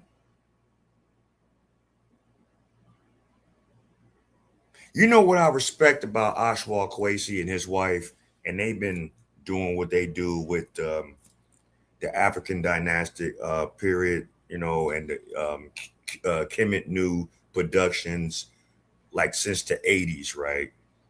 Taking people yearly to Egypt, which is known as Kemet, and Kemet, and doing all these things. You know, she does her own seminars as well as him being the head of it. But the one thing I can respect with Oswald Kwesi's wife, she ain't never tried to down her husband in public. She's never tried to make the men throughout history look weak, but she will praise the strong women throughout history that contributed to the movement and to the knowledge. All I hear from her is vitriol, hate, and disdain because she ain't got nobody, she lonely, and ain't nobody holding her. Well, I wouldn't want to hold her either. Who wants to hold a broad like this? But anyway, let's go. To speak. Hang on just 1 second. Number 4. Hang on just a second. Number 4, Brian. This is number 12. Stop going to church and study your own cultural religion. Absolutely. Take black women off the streets who are living immorally. Absolutely. We keep waiting on you to come in there and help do something for our children and get our women in order. Hold on. That sounds kind of, you know what that sounds like, right? You know, take black women that lives immorally, take them off the street. That sounds like abduction. That sounds like a crime. That sounds like if she screamed rape or help or fire and the police come and I'm trying to take her up off the street, I'm gonna get my head split by the brats with badges and guns and, you know, handcuffs that can take your life and your freedom and just bring some crack over you. What? See, I'm gonna be honest with you. People like her and black people of this day, y'all ain't about that life. Y'all not about the revolution. You motherfuckers killed them off. You killed off the people that had a half a chance to fight for freedom because you were scared. You people wasn't riding with Huey. You wasn't riding with Bobby. You wasn't riding with Fred.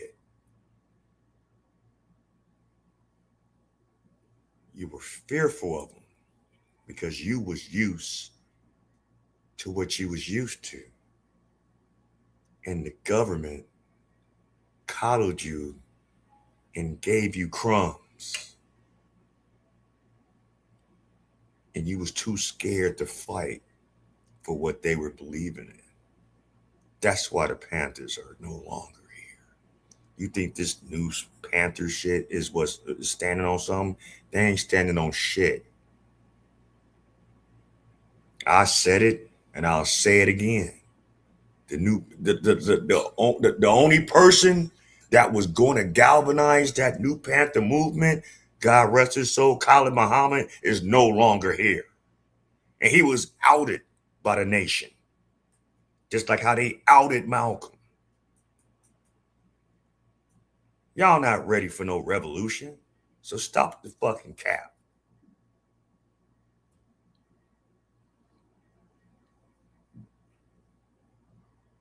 Y'all get our women in order. They're your women.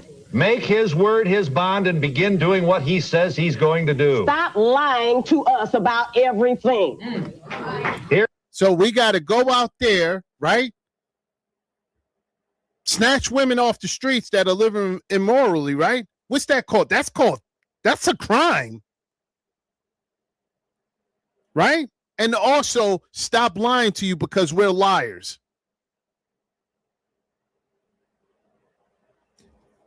Let's go. Here's what black men lie about. Hold on, Trap. Hold on, Trap. Stop lying because men are liars. You know what the biggest lie that black women say to black men? That's your baby.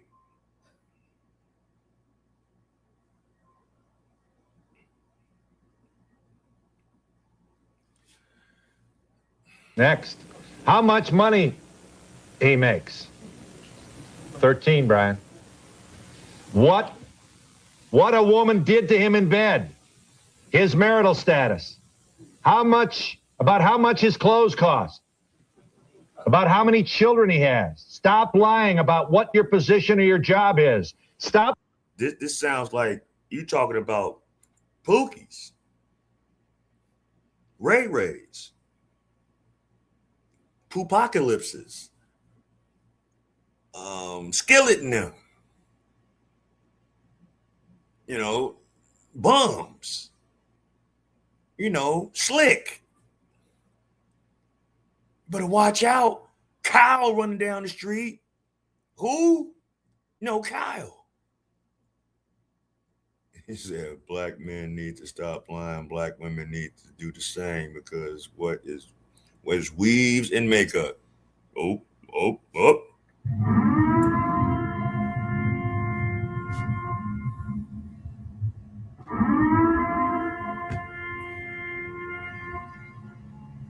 Here comes the wig wearers. Here come the eyelashes that's scratching my back from across the street. What about that BBL? Oh shit! I don't know what you're doing. Y'all might be drinking on some water. You might drink on a Full Loco. You might be drinking on some Cavassier. You might be drinking on a Corona. You might be drinking on a Modelo. You might be drinking on a goddamn Spritzer. But goddamn it, Sweetness said she can't breathe. So hit you a shot.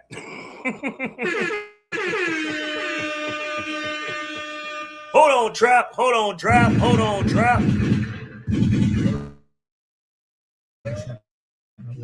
Stop lying how much power you wield in the house. And stop lying about how you get along with your wife or your woman. Right.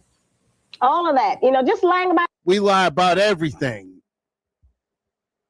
We just lie about everything. Let's go. Anything. Why the cow jumped over the moon? It doesn't matter because we know them. We know how you look. We know how you smell. We know what it feels like to touch you. So we know when you're lying, but we have to tolerate that in order to get along with you because if we bust you in the lie, you'll stop coming around us and disappear. So we have to pretend like what you say is the truth while we be disappointed. That's right. You're back in them old days, when men was really trying to work it out with they woman and they kids, they might have been living in, humble beginnings and stuff like that. But that man would sit up there and work 10, 12, 14 hours a day, working for the man, making pennies and shit like that. And it was a situation that I can recall that I heard of a family that broke bad because the patriarch, all he wanted to do after working all these hours was just sit in his favorite chair, have him a drink, eat him some food, relax his bones, so he can get up and do it all fucking over again the next goddamn morning. And his wife bitched at him, moaned at him, argued with him, stressed him. And he's like, fuck. He's in the back of his mind is like, you're not doing anything but sitting in the house. Of course, yeah, You're taking care of the children. Beautiful. You're making sure the house is what it is. That's great.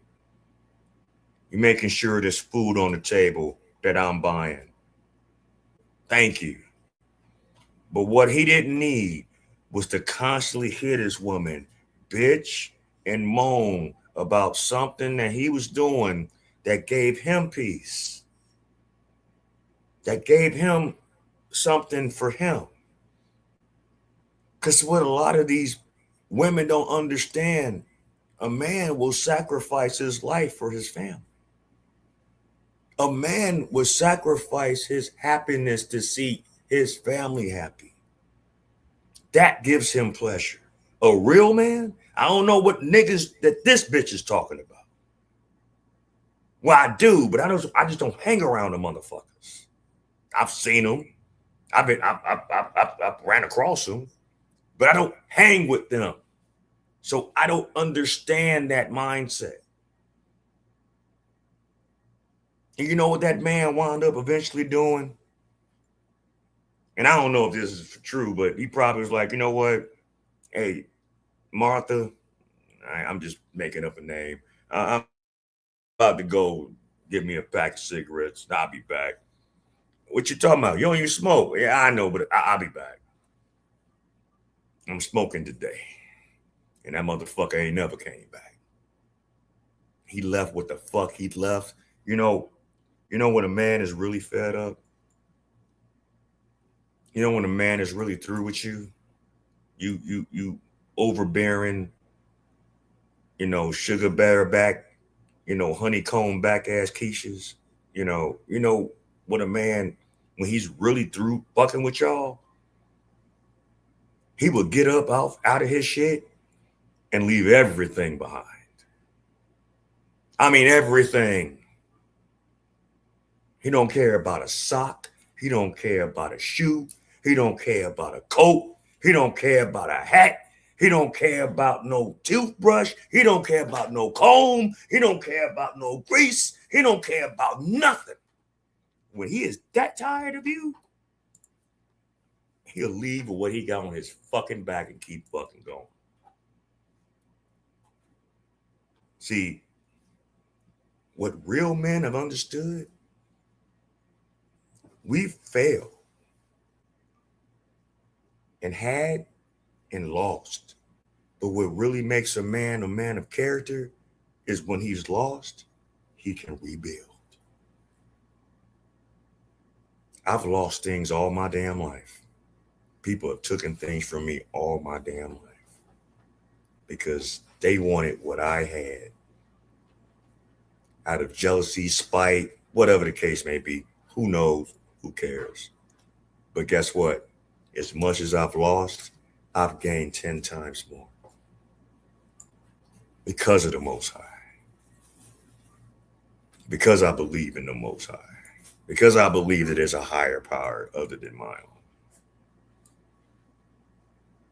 It ain't about me. It ain't about my selfishness. It ain't about me taking from someone else. There's so many people out here that take from others because they too lazy to get it. She is showing me in this conversation how much vitriol and hatred that she has for her own people. Damn what she said about the women. She hates the men even worse. Anyway, sorry for the rant. Just one more question. You're very close. Miss Ali, you're very close. Boy, this is going to be some picnic going out into this audience today. You're very close to saying that the black man is a wimp. Well, he is, but it's not because he has to be one. He is one because he keeps comparing himself to you. They act like their total challenge in life is to figure out a way to be accepted by you. We've been following them behind that idea since the 1960s, when we followed you all into the so-called integration and civil rights movement, which was that wasn't us as a whole. That wasn't us as a whole. What is she talking about? What is she talking about? That was not us as a whole. Because let me tell you something. You had them brothers that came back from the war that wasn't playing with these crackers, that was bearing arms. I forgot their name. They was riders or some riders. Don't quote me on that. You had real brothers of the Nation of Islam, you know, that was following behind Malcolm, that wasn't playing that. You had Stokely Carmichael before he got engaged later down the road with the Panther Party. So there was a whole other sector of black men that wasn't subscribing to what Martin was doing. Not saying that Martin wasn't a good person, even though he had his ways. That'll be another story for another time too. But no. Every black man wasn't riding for the civil rights movement. I'm not turning my cheek while you smack me in the other one. Fuck up out of here. That just wasn't gonna happen. Anyway. You had plenty of black men on the other side of things that wasn't with Dr. King. I respect Dr. King for what he did. I do. He had courage, but his message and his way of going about it, I did not respect it. When I learned about it, I didn't respect it at all. But you had brothers who weren't with that, who basically said, this is our identity. We're separating ourselves from y'all, and we're not going out there getting boots, hands, and feet put on us. Majority of y'all didn't want to hear it. Y'all didn't want to hear it. Y'all didn't want to rock with those brothers. I'm going to do a video on that where you had Keisha's looking at Malcolm X and saying he sounds crazy. Let's go. Hold on. Let's go. It was a total failure, poorly thought out, and no thought was given to by sending yourselves and us into the white community on the basis of eat at some lunch counter and shop in some store or go in some hotel, that you were destroying the economic base in the black community. Because all of those businesses that we used to service, we started taking our money into white people so we could try to get accepted by y'all. This book, The Black Woman's Guide to... That is not how it went. That is not how it happened. When the man saw that these black businesses were striving, they was trying to get their hands in on those black-owned striving businesses. And when those black-owned striving businesses didn't fucking agree to the shit, some of those black business owners wound up going to the upper room. Some of them black businesses mysteriously exploded in the middle of the night. Need I say more? Don't do that. Don't do that. If you're gonna say the shit right. Oh, let's not forget when the drugs really came into the community and really started fucking with the community. We ain't gonna talk about that, right? This is early 90s right here. It is early 90s in this interview.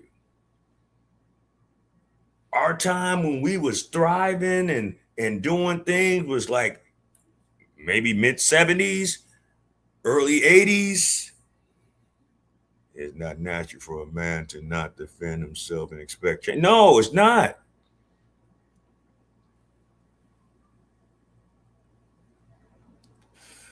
Think I'm gonna let you fucking look at what happened with Rosewood. Look what happened with Black Wall Street.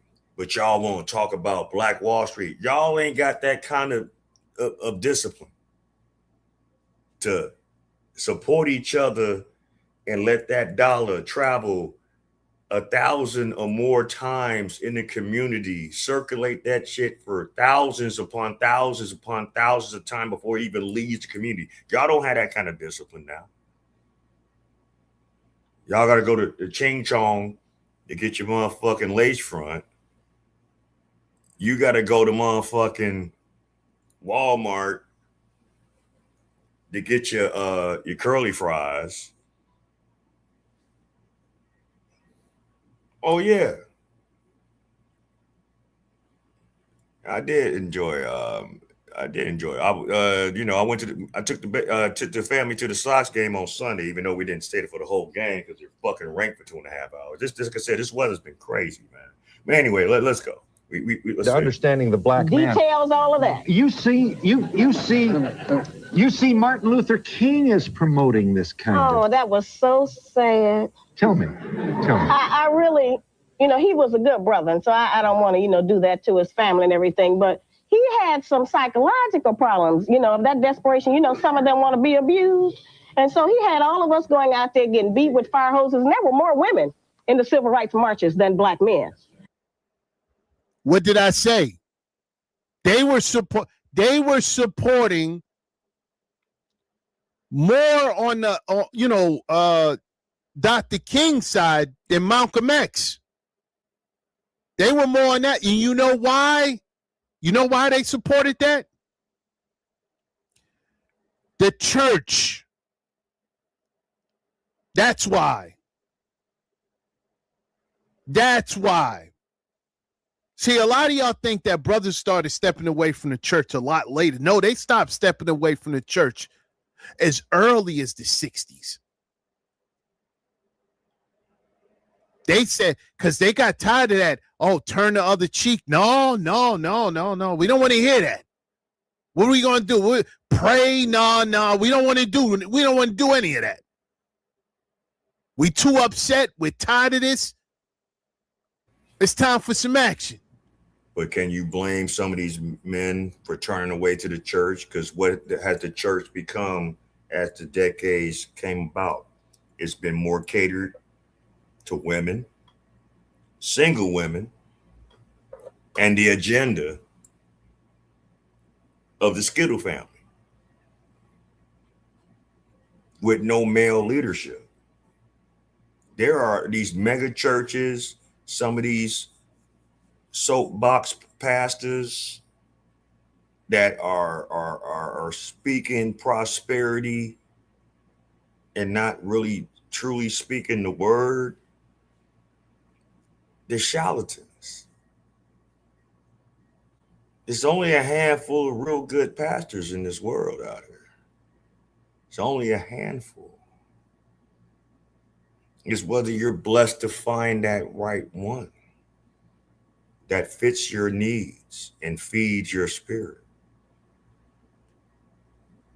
Like I say, I'm not a Bible thumper. I mean, I go to church, I listen to the word and things of that nature, but I'm not a follower. I just don't do what everyone else does just because it's what they do. I have to see it for what it really is. Of course you would say that. But it's all right. I mean, somebody got to do it. I ain't doing it. I still have that revolutionary spirit in me, so I'm always speak from a different mindset. I'm not going to be disrespectful. I just speak from a different mindset.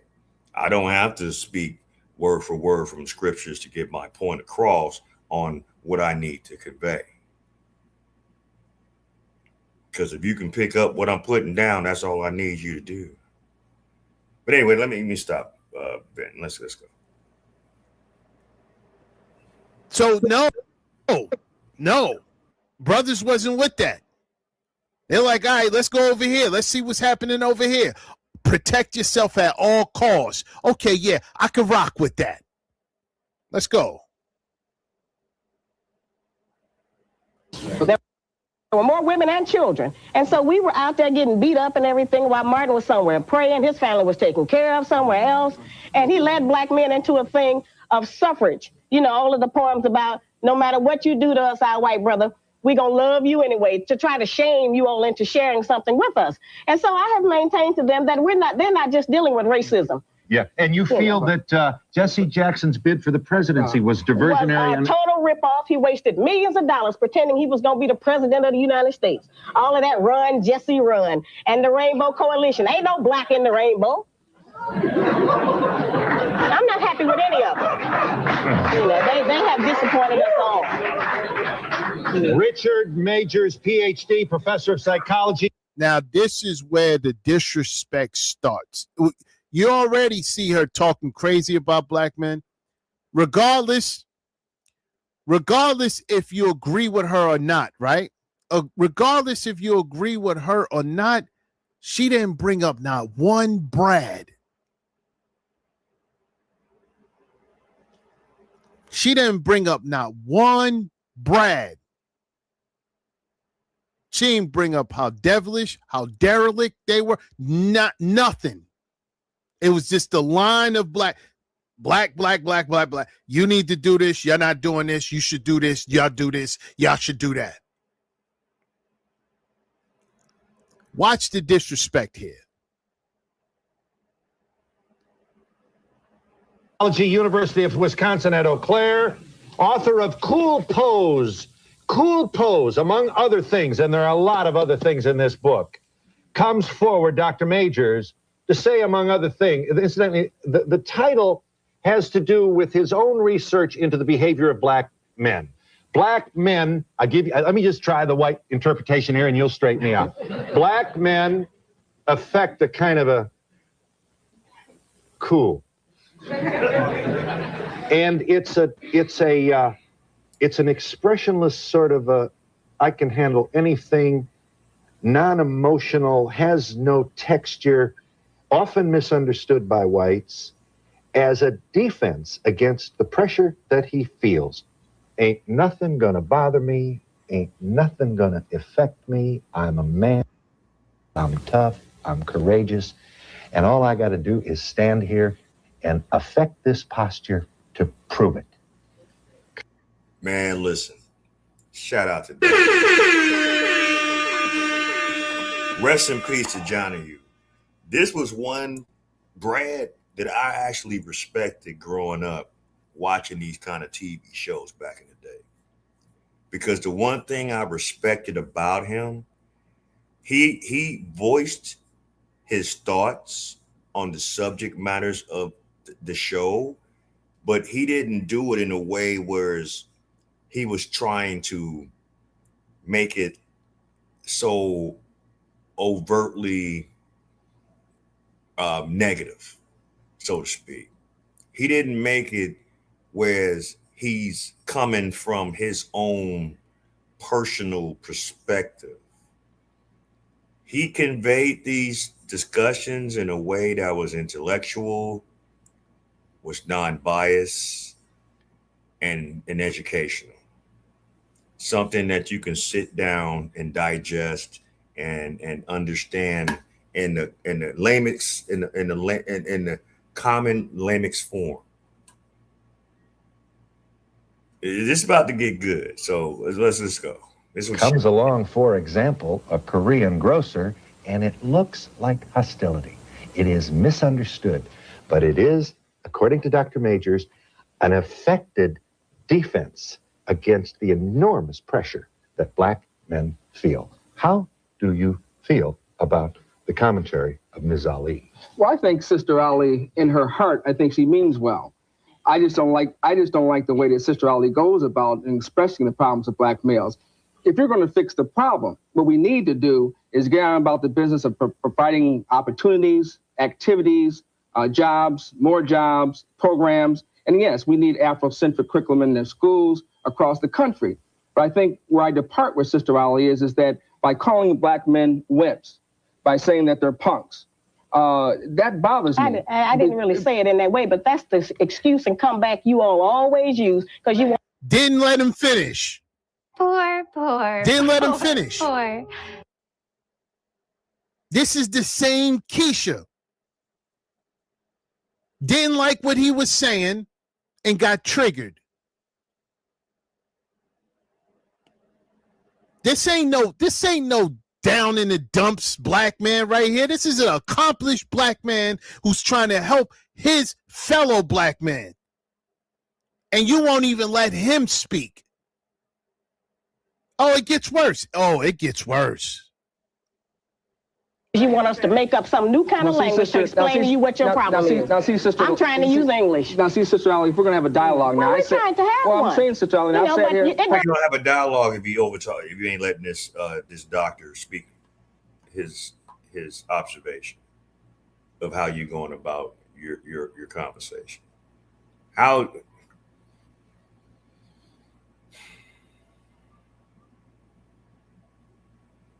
I understand why so many are walking away from women like this. I understand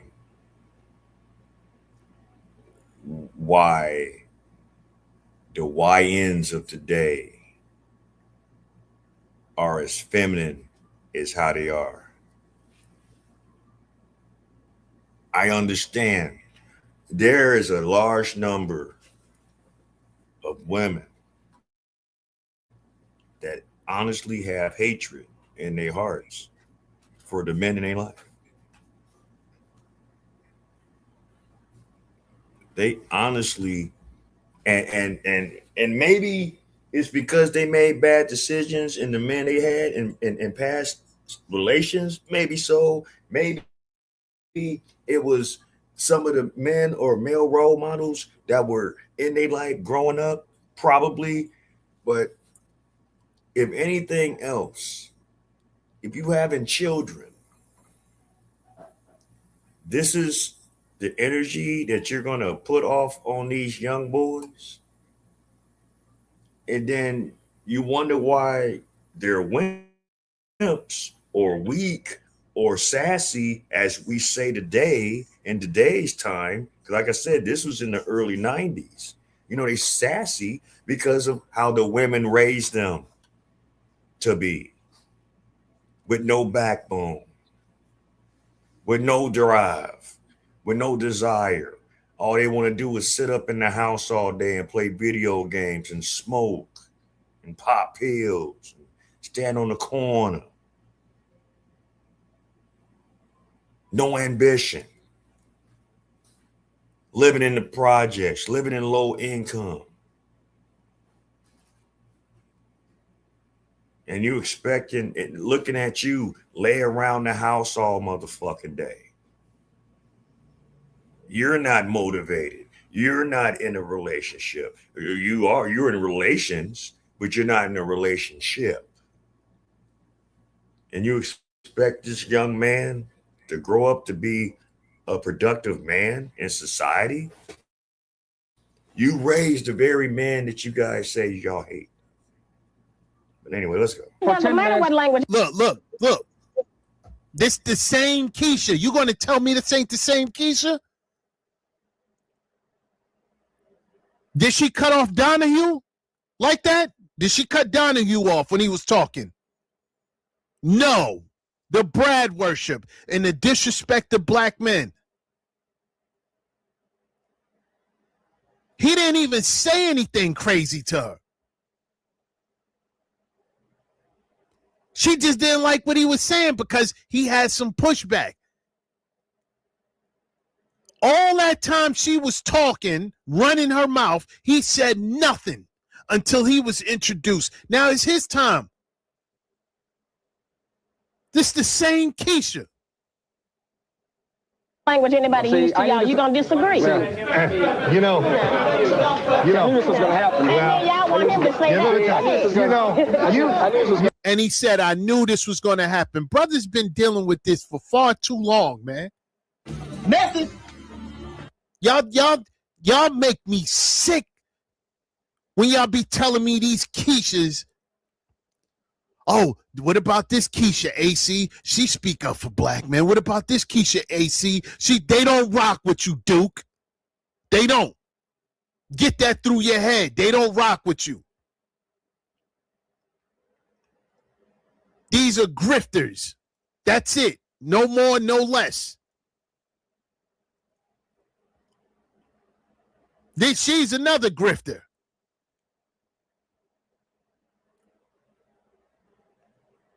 Talked about how black women need to be analyzed. They haven't been analyzed. You haven't been analyzed. Don't try to separate yourself from them. You the same Keisha. Speak, brother. Give us some of that wisdom. Come on. I knew this was going to happen, sister. But may I just make this observation? You came here in 1990 and you condemn black women. I did that first. For the way that they treat black men. Right. Black women act as though they're smarter. Black women kind of stiff-arm them, and you're doing that right now. You know what happened? And you're doing it right now. Poor. Brad had to point it out. He had to point it out. Let's go. You know, like you're doing this. Let me explain it. Among mammals, wait a minute. Among all mammals, whenever the female of the species is forced into a position where she has to defend the young by herself and feed her. What position was you forced in? He didn't even get to finish. Gaslighting. He didn't even get to finish. You don't even know what he was going to say. He didn't even get to finish. Her children alone, it makes her more aggressive and ultimately more hostile. And we are mad at y'all. That's who the hostility is directed to her. But who started that? But who started that? Where did that come from? After the Grey Society, when that came into effect, and then when the tail end of civil rights, when Lyndon B. Johnson started putting laws in effect to separate the black families by giving women public assistance. Who did that? Y'all wanted that. Y'all wanted that. Them women wanted that. They wanted to be on their own. This ain't something that is new. This is something that's been going on throughout history. I said it earlier in this damn live stream. If black men was Brad's stepchild doing slavery, then the black women was Brad's whores.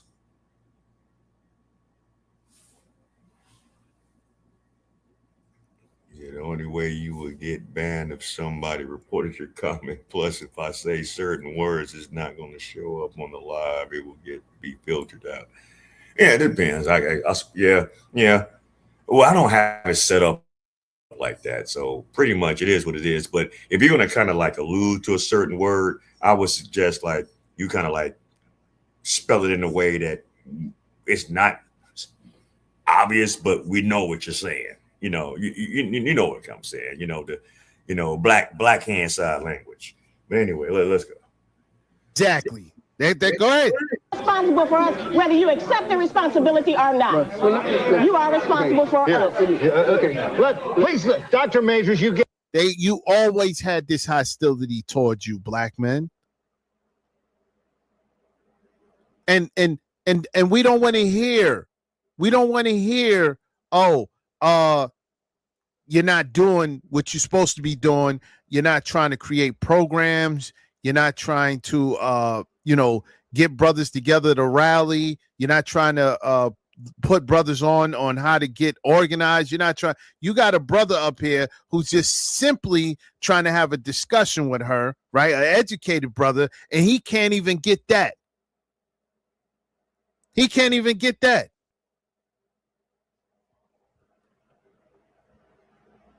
You get to speak. Please may I ask you to give Dr. Majors commenting, please, sir. Yeah. As Malcolm X said, black males have caught hell in this country, and we have caught hell. And like I said, Sister Al, I think your heart's in the right place, and you're really sincere. But as I said before, I just don't think that you're going at it the right way. Racism has killed oftentimes the will and the spirit of black males. Yes, we become oftentimes involved in self-destructive behaviors.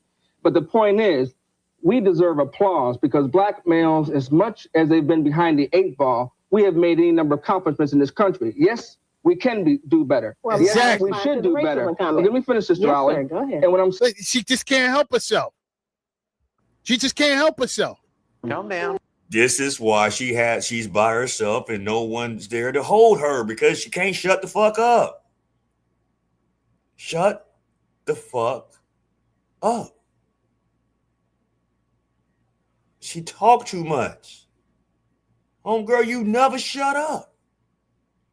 See, and this is what I've noticed with some women out here in conversations. It's like when they have a conversation with a man and some of these men say certain things and it might be triggering because it might not necessarily be directed towards them per se, or they're directing these in particular topics or talking points towards that individual that they're talking to, but because they have trauma as well.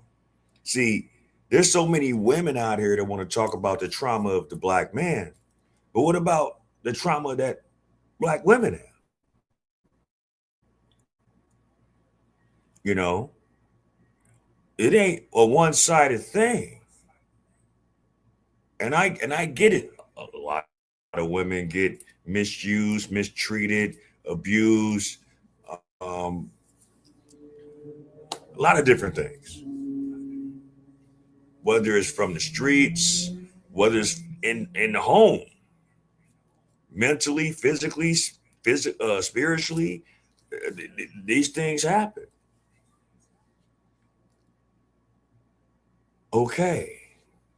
So you think you're the only victims out here, in which, you know, I'm not trying to compare and try to do some tit for tat thing because I don't want us men to get out here and feel that we're victims or make up some excuse, you know, for why we're in a certain mental state or a certain financial state or a certain geographical state. You know, that's totally up to the man to figure out how they want to improve themselves.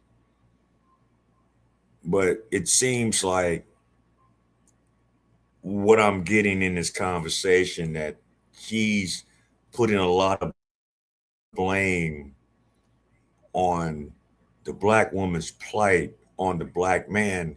And we didn't put it like this. We didn't decide to separate the homes. We didn't tell you to go get government assistance and leave me in the wind and take care of the kids by yourself. We didn't tell y'all to take them crumbs that they offered y'all instead of sticking with a nuclear family. We didn't tell y'all to do that. But because the feminist movement came in and you know, them white women was, you know, whispering in your ear and all this other bullshit. Yeah, you know, you could do better by yourself. And we have so much to offer in this movement. And then when you do that, them heifers go back to their husbands. Go to Planned Parenthood and do all these things and get, you know, do what you have to do while they got the resources to keep their families.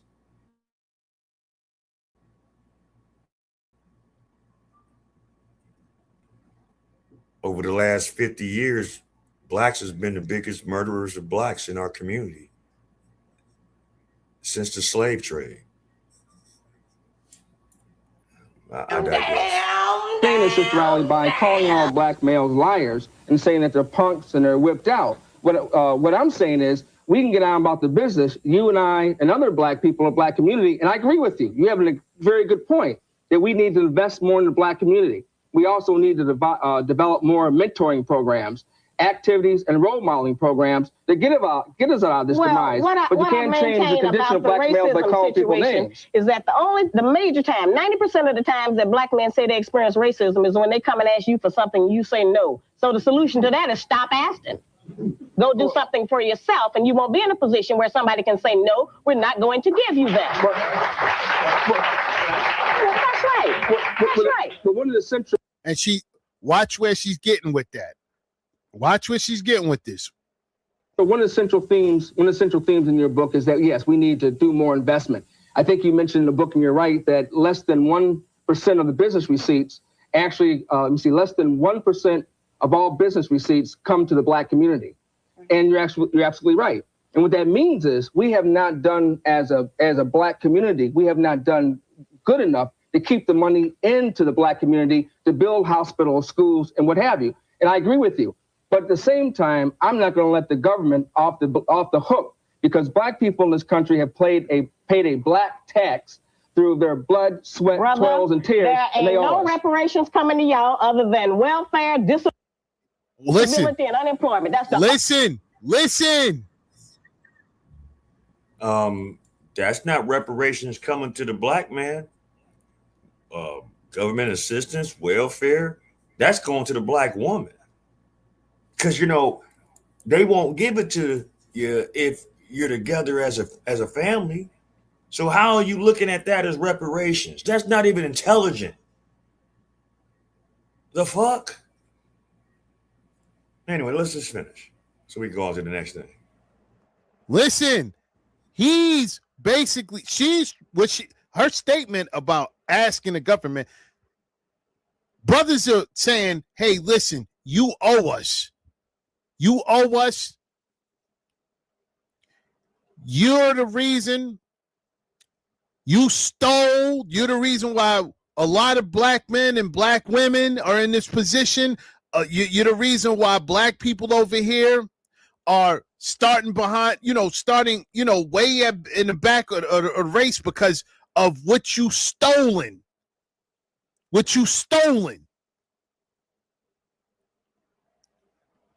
Free forced labor. Every other ethnic background that was done wrong got reparations. Every ethnic background that the U.S. have done wrong have reparations, whether it's through war or whether it's just straight up, ransack anything from communities, corporations, towns, businesses, every other ethnic background that has ever been done wrong by the United States have been compensated for. So us as Black men, all we saying is pay that check, give up that bread. You owe. This is what she's saying. She's saying stop. She's looking at it as stop asking for something that belonged to you, something that they took from you. Turn the other cheek. She's the one turning the other cheek. And then she's going to basically sum it up to welfare. That's not what Black men are asking for. We didn't ask for it in first place. And look, listen, into the Black community to build hospitals, schools, and what have you. And I agree with you. But at the same time, I'm not going to let the government off the hook, because Black people in this country have paid a Black tax through their blood, sweat, toils, and tears. There ain't no reparations coming to y'all other than welfare, disability, and unemployment. That's the only reparations you're getting, and you all already got that, and you ain't made no progress with it. Well, sister, you didn't make no progress. Y'all didn't make any progress with it. Bombs. That was what they offered to you. They didn't offer that to us. Brad gave you those crumbs. They all drugs, the drug trade, prison, death. That's what they offered us. Anyway, if you want to see the whole thing, You can actually go look that up on Donahue's page. Actually not Donahue, AC's page, and see the whole thing in its entirety. I'm not. That's. I had to shut her ass up. She was pissing me off. Anyway,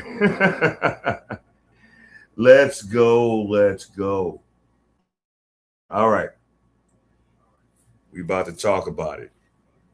There's more shit and more details that's going on with this whole Sydney Star shit. This brother is cooked. Okay. I ain't about to call it what y'all want to call it, but hold on for a second. So I want to know, not that I care, was she on the male baddies or the female baddies? Because I'm not sure. This what this StreamYarding. But anyway, shout out to Messy Me Shine. I haven't been really reacting to a lot of her stuff in a while. I mean, good content creator, so I ain't gonna trip on her. But she had some good points on with this Sydney Star thing. Before we go any further with this, and we're gonna wrap everything up, but what we gotta talk about with this shit. It just came to my attention that I have some in-laws, some family members, and that are in Atlanta, that their child ran across this predator, right? And has a story to tell. Tiffany's going to get in contact with him because that's the family that's on her side of the family. And the family actually wants to speak on this. I don't know when they want to speak on it on my platform, but I am giving you guys an open invitation. So I'm quite sure y'all probably not going to do it tonight because it's getting late. I know it's like out there with y'all guys that it's after midnight. And but on whatever show I do next, I do them on Tuesdays. I'm gonna try to get back to Fridays. Don't quote me on that right now. But if I do get back on Fridays, I'll let you know. But that's a late night show. But as far as on my Tuesdays, once I get the information that they want to come aboard, I'm gonna give an exclusive interview with my family on that situation with this predator, so they can give their own account as far as what they've dealt with this. This is something that this person, it's not the first time this has happened from what I've been hearing. This is someone that is messed up out here in the world. But this is what some of you people in society are. Now you say, wait a minute, that little boy's family wants to speak. No, not that one. Family members that's on Tiffany's side that lives out there as well. Yeah. So basically, that's like my extended family that has that situation as well. But so when they're ready to talk to me, it's not going to be tonight. I'm going to cam them up and they're going to give their accounts on it. The child wants to speak as well. They just don't want to be put on camera. So when we do that show, we're going to turn the camera off on him so he can give his account, because he doesn't want to, he's underage, so he doesn't want to put his face out there, and I can respect that. So when I know, you guys will know. Okay? So with other than that, let's go on with this. So I'm just going to talk about this heifer right here. Y'all know who Sydney Star is? She's a nobody at the end of the day. It's a nobody at the end of the day. But you see that this heifer, the one who took down Chingy, meaning his career, ruined his career. It says TV personality, and that is a stretch. Sydney Star arrested and charged for alleged battery of a child under 6 damn teen. 6 damn teen. So do my, and I'm saying that for YouTube purposes, and child molestation. And this is somebody that people want to big up. Now, this is not on y'all. This is on women, Black women. I'm saying it and I mean it. Because y'all was big up at this bitch for the longest time, even after what she did to Chingy. Bitch lied on Chingy, ruined his whole ass career. Nobody gave a shit. Still put this bitch on these daggone blogs. Still was messing around with Eddie Winslow, whatever his name is, and somebody else that I can't think of off the tip of my tongue. This is a TV personality. She on Love and Hip Hop, or was on Love and Hip Hop, and maybe on Baddies. So I want to know, not that I care, was she on the male baddies or the female baddies? Because I'm not sure. This is what this heifer used to come out here and say that, I don't know if I'm going to get rid of my male OPP. Girl, shut up. She'd be out here twerking and slinging her hair around and doing absolutely nothing, offering nothing to the world, saying nothing positive, and they bigged up this bitch. They put it, she was always on. She ain't been on lately. And maybe this is why, because allegedly she's messing around with kids. But when she was messing around with Eddie Winslow, she was definitely all on these damn blogs. Anything that she did it salaciously so that they would talk about her. And you know, hook, line, and sinker, it always works. And they supported this bitch. Even after what? And this, but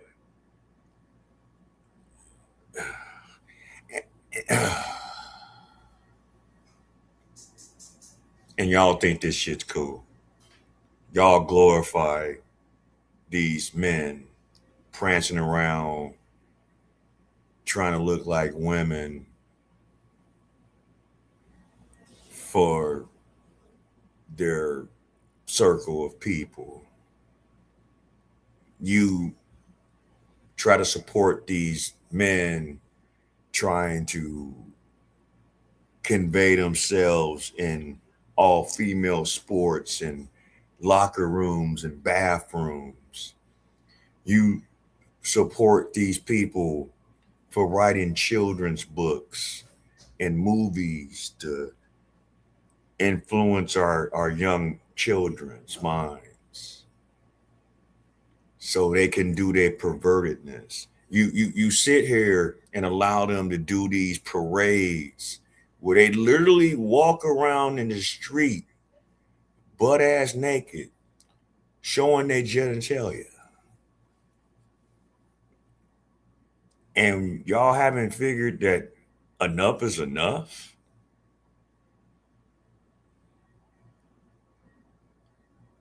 Y'all think enough is... Are you not entertained? What more do you want? All right, let's go. What she did. And I'm harping on that because this bitch ruined that man's career.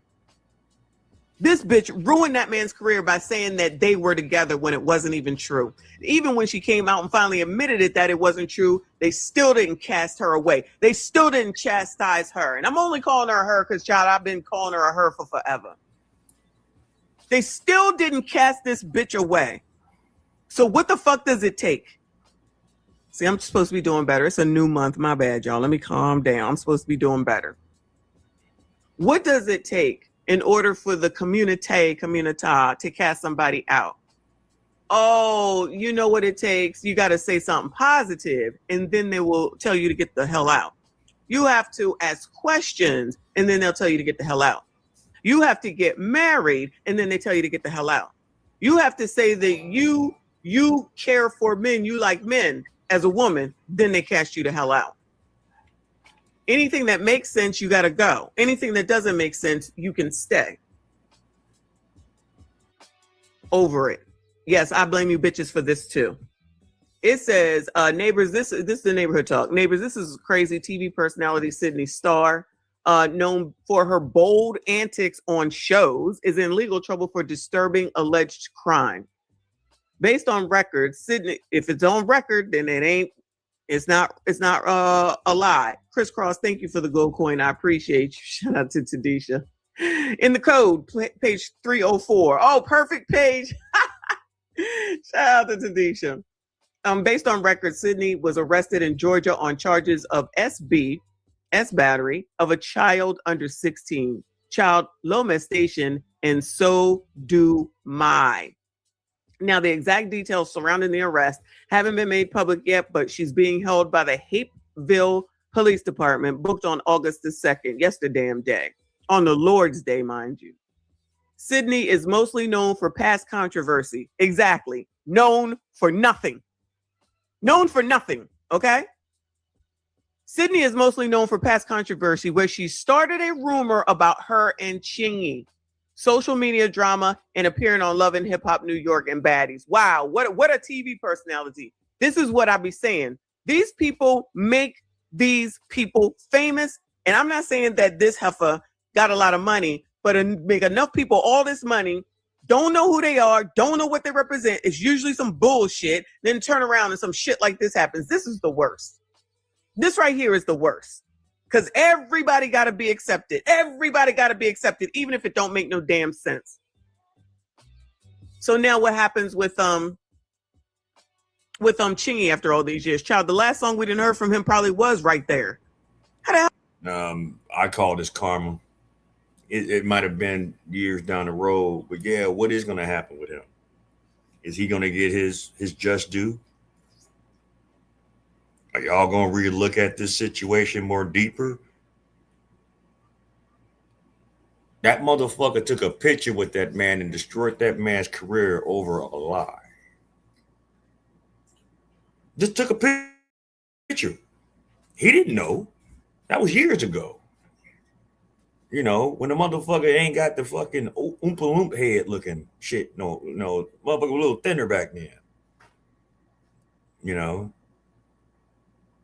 And with all the shit that this motherfucker done did with himself, to the average person that don't really be around motherfuckers like that, you wouldn't really know until you know. And what perplexes me about people like them, why don't you just go with your own kind as far as, gay men? But what I can't stand about people like them, they prefer to either deal and try to fool straight men, or in this case, mess with young, impressionable boys, teenagers, underage, to turn them out. Because for whatever reason, they got, whatever situation, they know for whatever reason, they got turned out. So because they got turned out, because I heard the stories about this motherfucker. Somebody turned this motherfucker out too.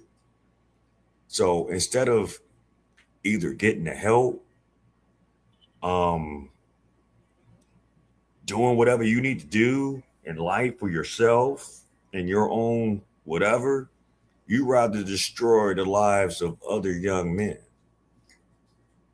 Because deep down, you hate the fact that whatever man or men did, whatever they did to you, then why didn't you do something about it? Why didn't you report it? Why didn't you seek out the help?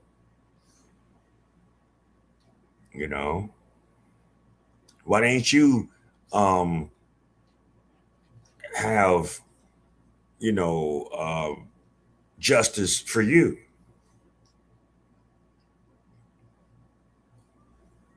It's just like, oh, whatever, right?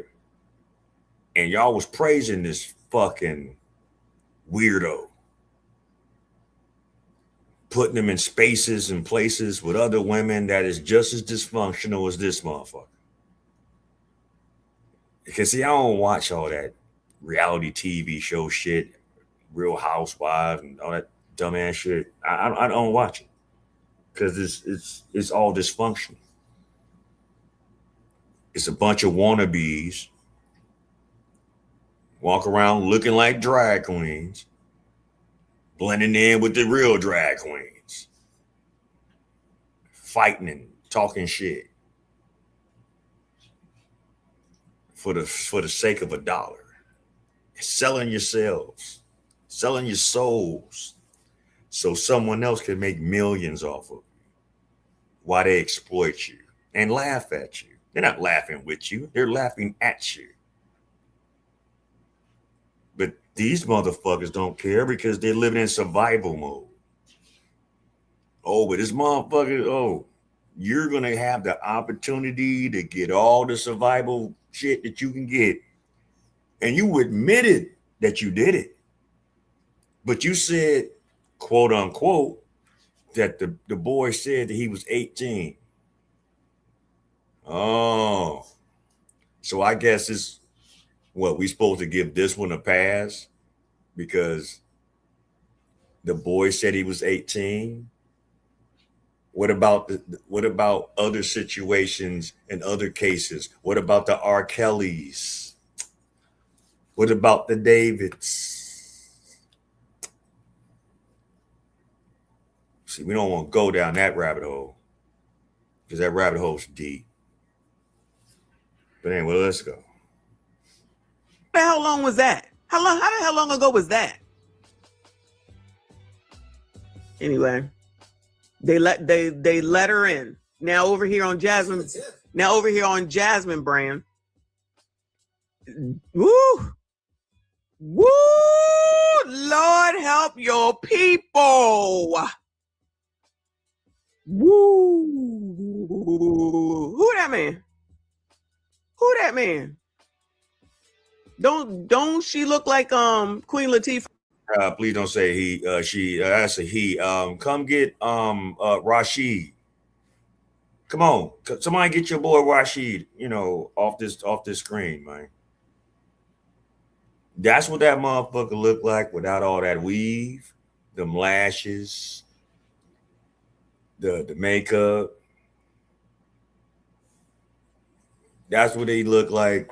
5'6", 180 pounds. With booty in the man's jail. They're not about to put him in female's jail. Why? So he can go impregnate some of them female inmates? I don't think so. You see, y'all did that shit a few years back and it blew up in y'all face. I remember that story. But they ain't about to put him in female prison. They're gonna put his ass in male prison. And I guess he gonna love every minute of it. But guess what? No, he's not. He gonna have to find him because he going down for this. He admitted it. Paid the boy off with $40. You know the $40 holler shit. And the police got that money as evidence. Dumbass. And they gonna do him greasy in prison. He gonna have just about many years as R. Kelly. And he gonna have to find him one of them ones that's gonna give him protection, but he gonna have to give up that ass whenever he want.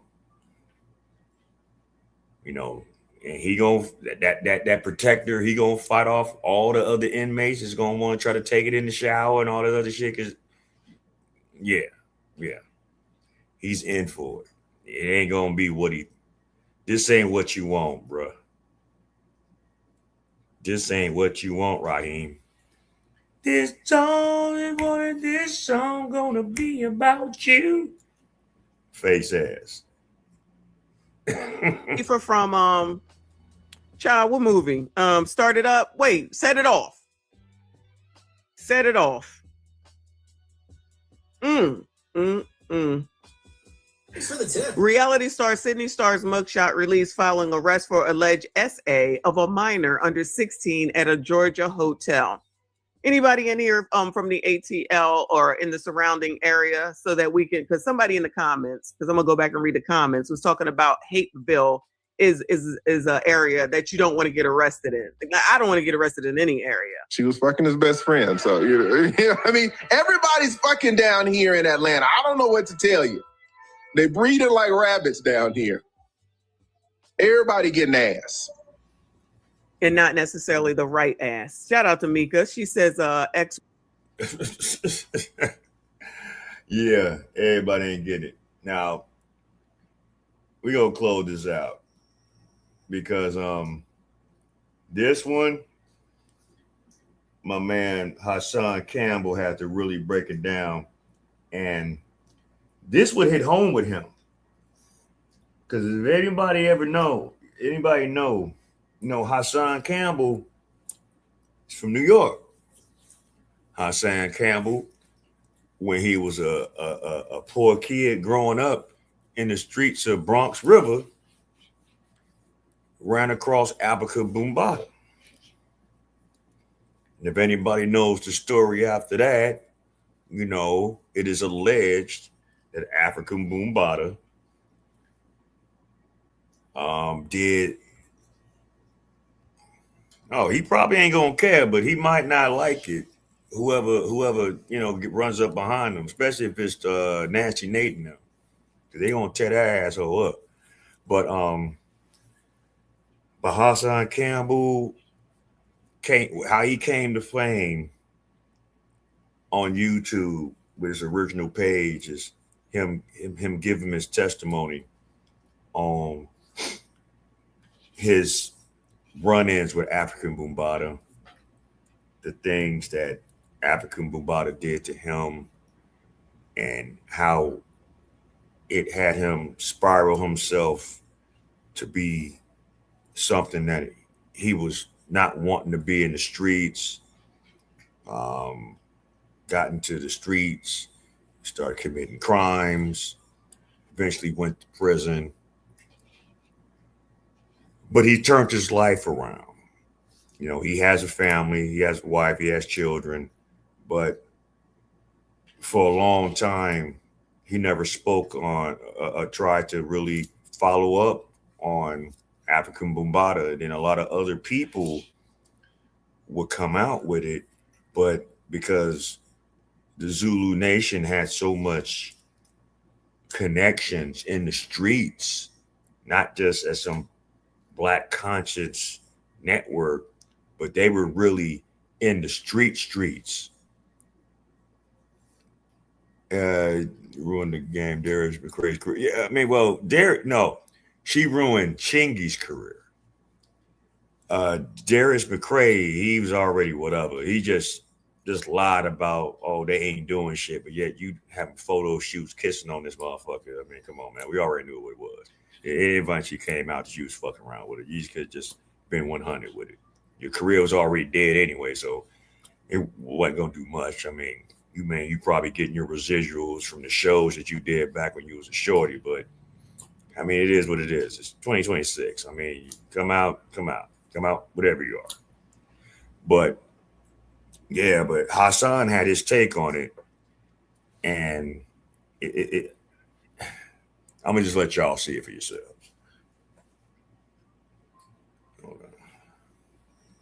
Y'all already know the rules. When you come in my house, take off your shoes and super violate that like button. It don't cost you nothing to hit that like button. Shall we begin? Shall we begin? The day of the reunion, we got the black truck waiting on her. No one's calling. She's not answering. And then I called her manager. And her manager is like, oh, Sydney's here in handcuffs. But he wouldn't tell me nothing. I called back. The detectives was there. The security guard that confirmed it. She got arrested for a 13-year-old boy allegedly. So today, I talked to the little boy's sister. We spoke for like an hour. I mean, I got the full story because she was like, you're the one that booked her. I was like, yeah. The little boy, he was a football star. I think he was in town for a football conference. And they was just at the hotel. And Sydney just was, really like brushing up on him. But as a 13-year-old boy, they didn't know that was a man. They thought that she was just flirting with him. You get what I'm saying? Like a woman. And she took them back up to her room, allegedly. Who is them? He took the little boy, the 13-year-old boy. Okay. Arch star. That's when Sydney made her pass at him. They end up fighting in the room, he's trying to get out of there because he was uncomfortable. And he said that while they was fighting, Sydney was grabbing him before he went out there like, look, don't tell nobody, I'll pay you. Slid him $40. Slid the little 13 boy $40. The detectives have that $40 too. And yeah, so that's the story. You personify everything those people fearmonger and portray trans people to be. You laid it right out on the table for them to now use what you did. It's not what people portray or fear them to be. This is what the fuck these kind of people are. I say this again. If you're going to walk around and be in that lifestyle, be in your community, deal with your community. Why these people want to engage with heterosexual men and young boys? And this is another thing that really I've noticed has happened over the years, and what I've been hearing, a lot of them say,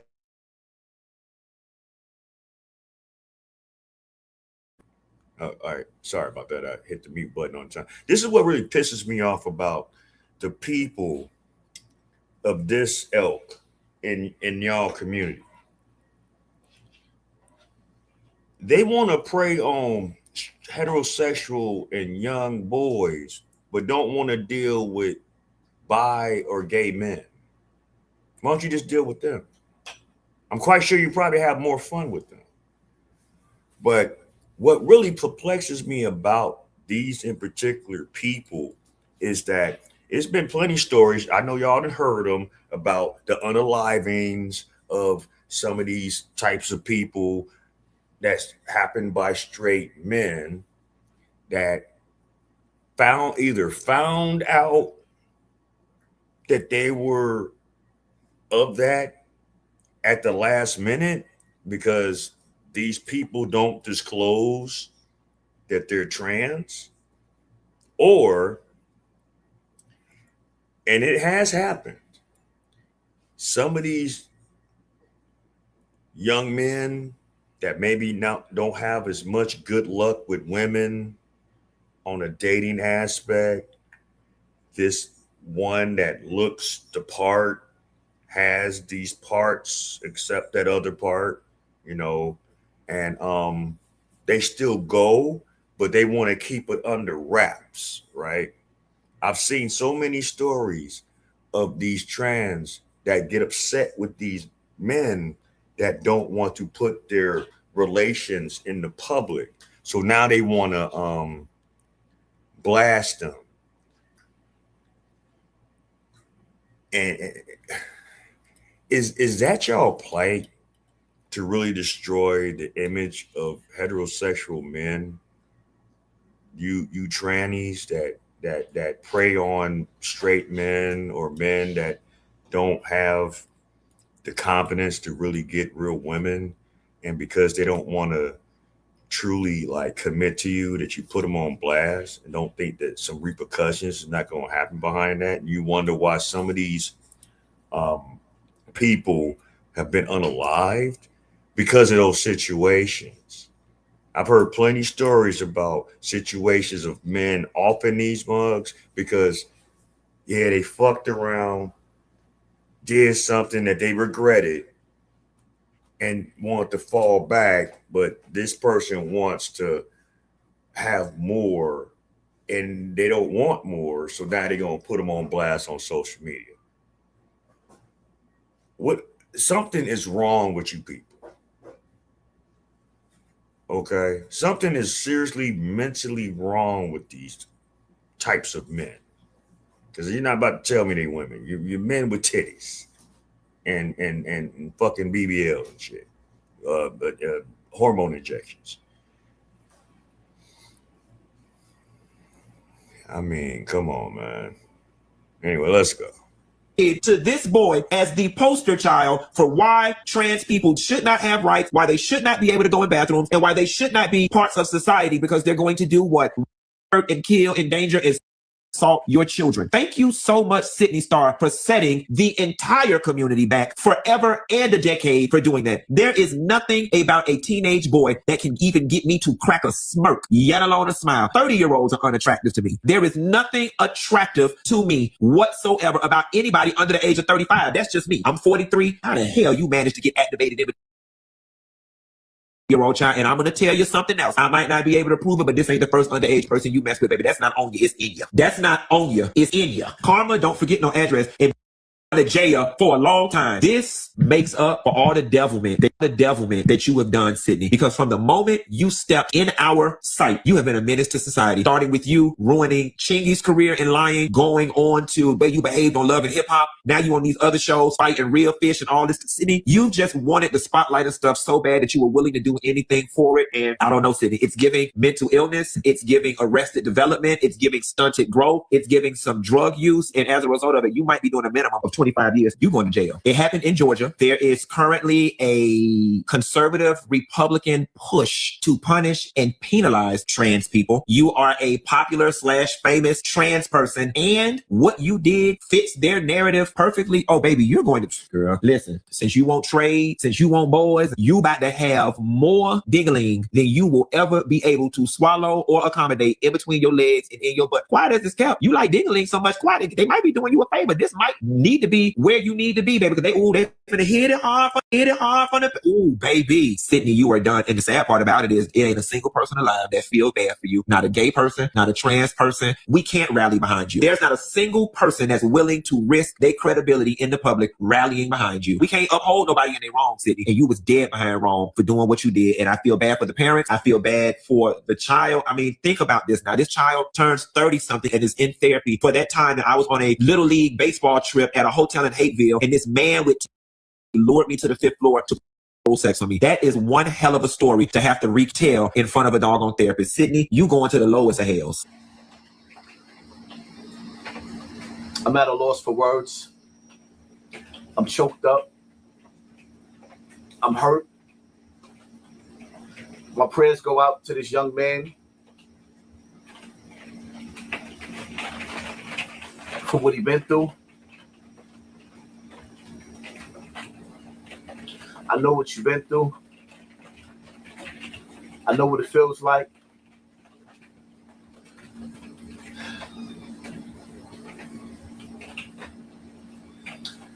I'm at a loss for words. What I will say is that I blame the industry. Because for way too long, way too long, hold up. For way too long,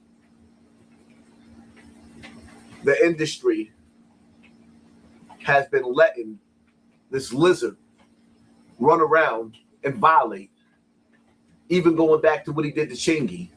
Now, I'm not going to sit up here and be the spokesman and say what actually happened or whether it went all the way or what Chingy did or what he didn't do.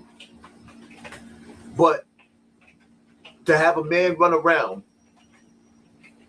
and go get a job done where you running around and you got big balubas up under your shirt that don't belong there and putting makeup on and hair and making yourself look just like a woman. And then you catfishing dudes. And that's the reason why, one of the reasons why Chingy's whole career went in the garbage, because that was at a time where hip hop wasn't ready to accept what evil has forced on us. That was at a time when hip hop wasn't ready to accept what evil has forced on us. So it destroyed the whole man's career. Now everybody in the industry, everybody's just kissing these people's like it ain't nothing. But this is what it led to. This is what it led to. Shut up, mutt. Yeah, excuse me. Got to bark at the dogs. Anyway, this is what it led to. People playing. We can't play with them. We can't play with it. Because psychologically, the powers that be, and now we know why, the same people that eat kids like cookies, the same people that eat kids like cookies, they made it okay. And see, when your brain is that broken, where you can't tell the difference between whether you are male or female, when your brain is that broken, when you can't tell the difference between whether you a boy or a girl, and then you got society playing like it's okay. Well, the truth of the matter is, evil wants to come out and play. And when you look at this, dogs look demonic. when you look at, what do you see? You ever seen that movie? Was it Eyes Wide Shut? When his father was supposed to be the devil when he was on the elevator with those chicks, and then they just started transforming into demons. And his wife started screaming.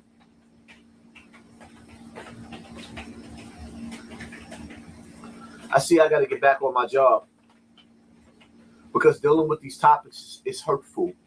It opens up a door, a pathway back to pain. But sometimes in life, we got to make sacrifices because the reality of it is a lot of these young boys in the street that don't want no cash, they just want to kill you. That's why. Because somebody super violated them. And this idiot super violated.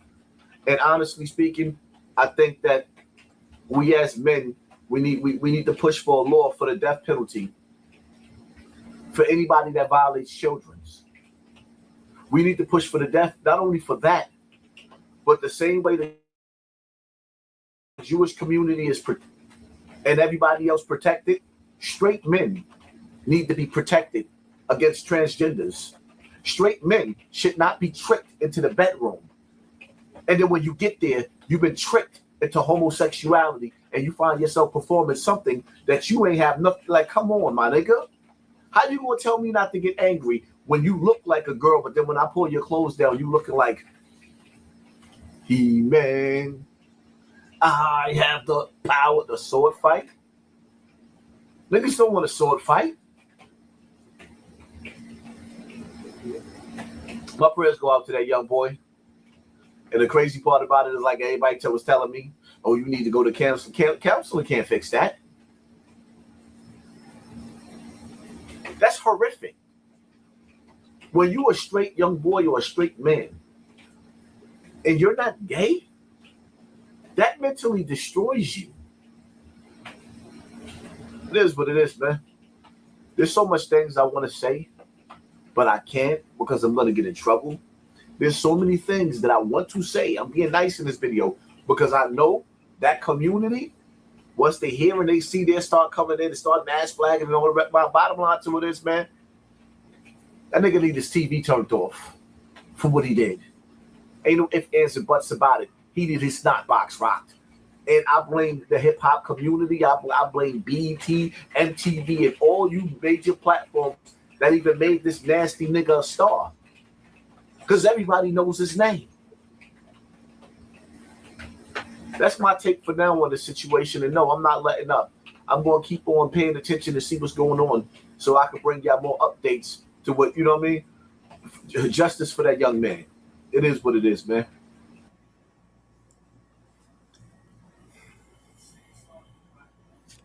Now, you can't help but feel his anguish. You cannot help but feel Hassan's pain because he dealt with it as a child around this young boy's age with African Bambaataa. And for whatever reason, they let that man off the hook until the day he died. Other victims of Bambaataa that spoke their truth and their voice didn't get heard. Yeah, as opposed to other like reactions that Hassan, that I've watched him over the past maybe 8-9 years or so. Oh yeah, he was very tame with this. But I can understand how it hurts him. I can understand what it's like to be a young boy for some grown man to try to take advantage of you. It almost happened to me. And I'm not about to get into that because that's just another story for another time. But just by the grace of God, it never happened because I had people that was around that loved me and protected me. So those things didn't happen. But This is a sick thing. It has to be something. Something has to give from this, man. This got to be. This has to stop. This has to change. This lifestyle that y'all want to live, fine. Keep it amongst yourselves. Don't try to turn out young boys and catfish men because you present yourself in a manner of a woman and you're not. This is sick. You know, I'm at a loss for words myself. But what I will say, off with your head. If Hassan don't want to say it, I'll say it. Sydney Favors, off with your head. This is the end of the road for your freaky frog ass. This is the end of the road of your cosplaying ass. And for all those that roll like that move like that, you better fucking find something else to do. Find you another playground to play in. Stop tainting our young men and boys with your perverted behavior. You know, the city of Sodom got destroyed by the Most High because of your actions. Keep on playing. Well, that's my show for tonight. I really appreciate everybody that tuned in. Hit the button. Shout out to everybody that's gonna tune me in on the replay, gang. I hope you got something from this. I hope you got something out of this. And I hope you live as long as you want and never won't as long as you live. You are here at the Black Bottom Roscast. I'm Ross Lee, and we're gone.